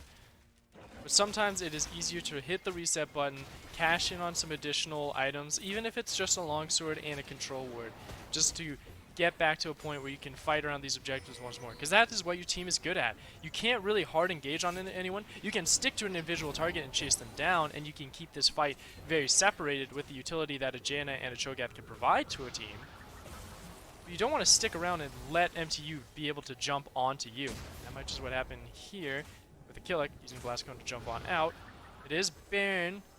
It's been up for about 22 minutes, but that's not in the sights of UIUC. They're looking at turrets. They're looking at lane pressure so they can catch these MTU members overextending from their defenses. Amanubi in the bot lane. Over in the top lane will be Akilic. So getting the 1-3-1 while waiting for the next objective to spawn. And so far, Urbana-Champaign have yet to concede a single outer tower. Now looking to fight over this Drake. 1 minute until the Drake does spawn. You can tell the contention is felt by MTU. They got to do something quick. Dragon Soul is on the table. 50 seconds setting up over towards the river in the mid lane. This is still anyone's game, even though it feels like UIUC is in the driver's seat. One strong engagement from MTU can turn this whole game on its head, but Akilic, he has one beefy boy. That's not the person you want to be trying to catch out, because he can waste enough time for the rest of his team to rally behind him and to turn those fights. You need to be looking at Janna, you need to be looking at Newbie, you need to be looking at Punisher, these squishy members that do a lot of damage that you can also obliterate in a very quick manner of time with the assistance of the Oblivion Eyes Honest Anivia, who's been doing very well for himself, has been able to find catches, has been able to maneuver around these fights very efficiently. You need to stay together, because if you do step out, if you step over the line by yourself, the UIUC can punish you immediately. This is really risky. Just being that deep into the jungle of MTU. 67 will get Akilic out of the fight. Akilic going to use the Blast Plant to get back into it. Now MTU respecting a little bit of the space established by Urbana-Champaign. Going for the engage now. Over on the back line, not looking good for Hockey. He will fall. Poro in a box, going to fall next as Akilic grabs that kill. The hostile takeover doesn't do enough as standing strong is going to be Urbana-Champaign. Looking for more, looking for Oblivion Eyes, looking for Oscar Wilde. Akilic has to start to back off. The Glacial Storm used to chip away the health bar just a touch, but it will not be enough. Now Oscar Wilde over the wall, will not get the steal. Dragon Soul has been secured, but the 60. Teleport is being channeled out of 67. Slamming into the wall, take Resolve, takes a good hit right there, but the rest of the squad has arrived of Urbana-Champaign. 67 will have to take the long road out. Now Oblivion Eyes gets caught out by the Cho. He's looking mighty tasty right now, looking to get that chicken dinner, but Oblivion Eyes puts up the wall and says no. We'll be able to walk back to his tower, but Urbana-Champaign, they get a team fight win, they get Dragon Soul. And all of that starting off of a phenomenal scat of the week there from I Am a Newbie, who was able to stop that engagement before Hockey Rat was able to hit the go button. And then within that frame, you have all of the short range damage that UIUC has conglomerate onto that engagement before it is able to take off. And all of the MTU composition is thrown to the wayside. They can no longer rally behind the front to back that Oblivion Eyes in Hockey can provide. And they are scrambling, grasping at any sense of a holding in this game after what was a perfect catch from UIUC. And then just like the TP too was just showing how much of a chaotic mess MTU is currently at the moment. So all that said and done, UIUC can parade themselves down this bottom lane, start to chip away at these turrets, if not take them outright at these tier 2 turrets. It's going to be a lot of local gold going over to these members of UIUC who are ready to cash in on their second, if not third items in just a few moments. Urbana Champagne setting up for the siege in the bot lane. They take the tower with ease. Killak will lead the charge for Urbana Champagne to set up an inhibitor siege. Nivea's not here Silver. yet. Couple of autos coming through. Oblivion Eyes far from the fight. That's the one you got to respect. If you get too close, given the short range of a lot of these ADCs, it is possible to get caught out by that wall. Slammed by 67. The stun follows after. Burst of damage of Oscar Wilde. Still waiting for that to really have an impact here. The Gale Force is completed, serrated Dirk on top of that, but you go look at the opposite side of the map for Urbana Champagne's Marksman. 2 items done thus far. That means that they can go ahead and rotate themselves up to this top quadrants of the map. Try and fight for this Baron catch. Oblivion Eyes does find himself a Punisher. This is a little bit of a spirit skirmish. Teleport coming in from a Killak will deny any sort of forward advance from the team of MTU. You also have 67, who doesn't have a TP, is actually split pushing in the bottom lane. So that means this is a 4v5 for UIUC. They say, alright, well, 4v5, let's go ahead and challenge this Baron. If you try and step in on us, you don't have a front line to push us away. You don't have a front line to zone us out. And Akilic and Newbie are going to fish for engagements. Oh, they're going to fish for kills outright, going for the pick onto Poro in a box. Falls to 200 health, but will not fall yet. Now, Hockey Rat looking for a way back in. Hostile takeover going to be used. Going to send Berserk to Punisher. Punisher's still up there. The smite being used. Tempted still would have been there if Hockey Rat could have gotten close enough, but he's happy going after the objective bounties instead. Baron picked up by Urbana Champagne. And that's 2 objective bounties claimed for 67 and the rest of MTU, while that Baron power play was grabbed by Urbana Champagne, as mentioned. TPs come in. I see a TP over to the top side of the map. They're just crushing in on all these tier 2 turrets. They've got a massive wave here.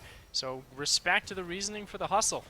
Making sure that they can really put their foot down on the necks of MTU. There's a lot of zoning. Like you said, short range allows Anivia to wall you out and cause some damage, but that damage just may not be what you want. Ooh, punted away is a Killick pour in a box, drops to Amanubi. Now 67 goes deep. Going after Amanubi, who has been walled off from his team, does not have flash.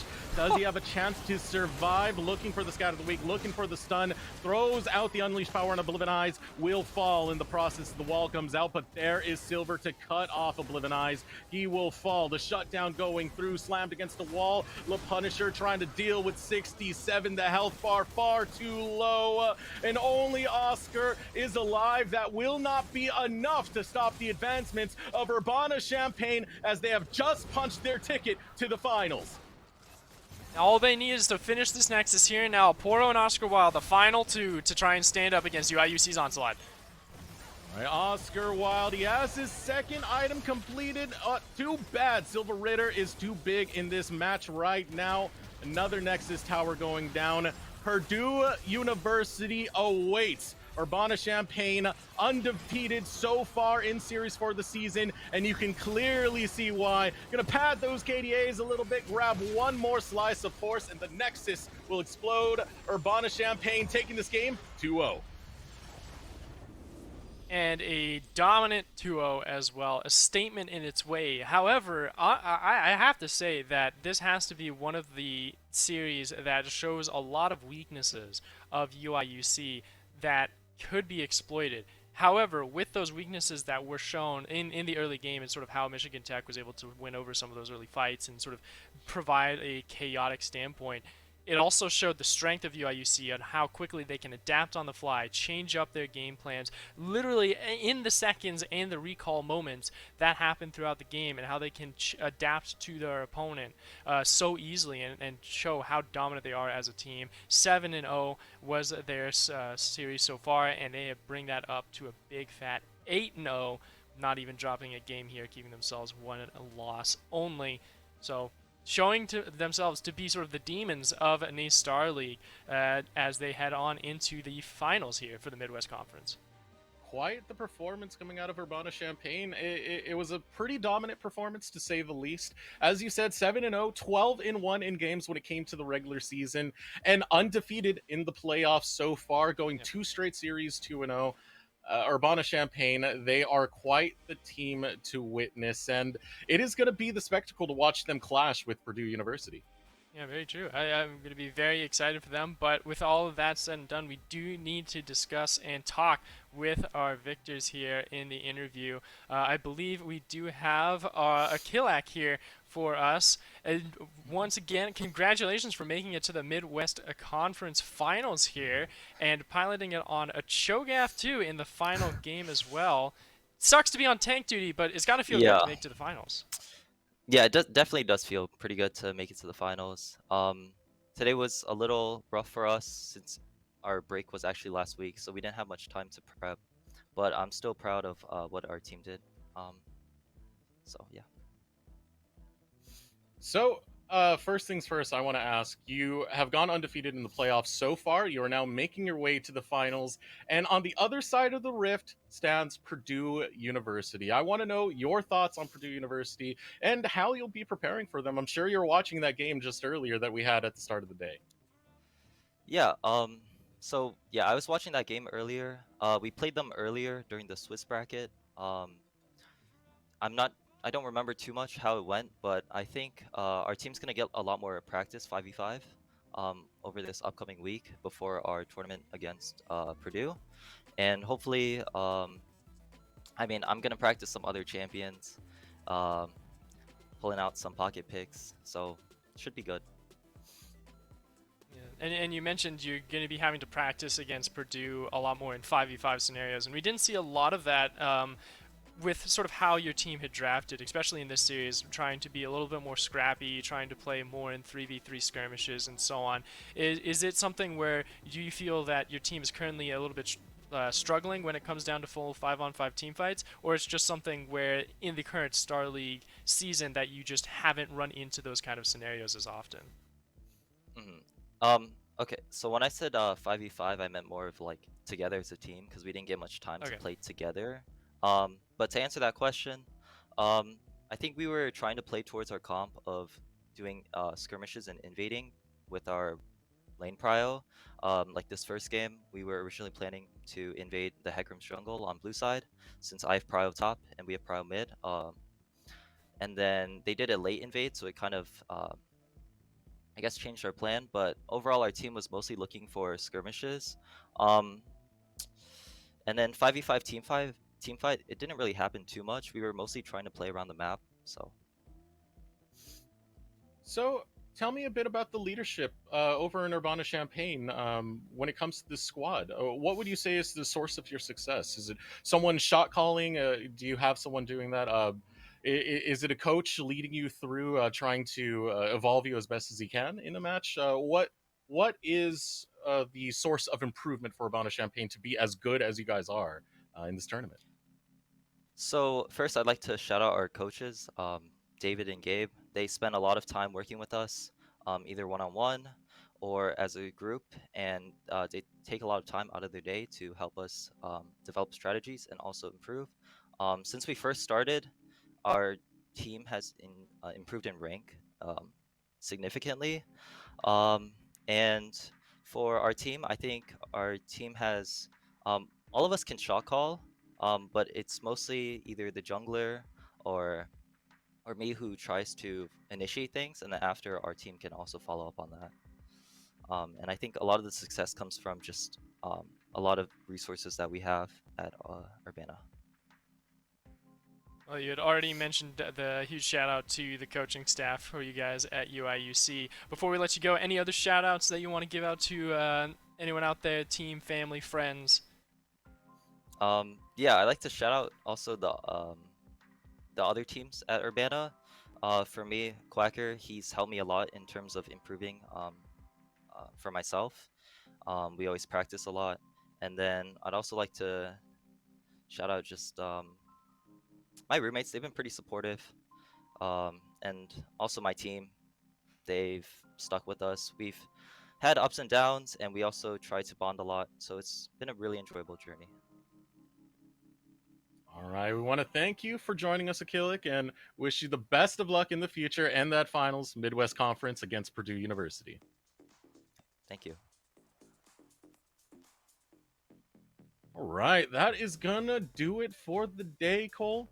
That was even though it was two O's, I definitely felt the upper level of competition in this bracket as we start heading towards the finals. Yeah, and this is what's so exciting about the conference playoffs. Before we even get into the more overarching playoffs for the NACE Starleague, is that we really start to see the difference of playstyles in regions, and also the sort of efficiency of some of the top dogs and contenders in all of those regions as well. We saw that in Purdue and UIUC tonight, and that's something that we're just going to get more of as the season continues in this 2022 season. But that's something that's just League of Legends.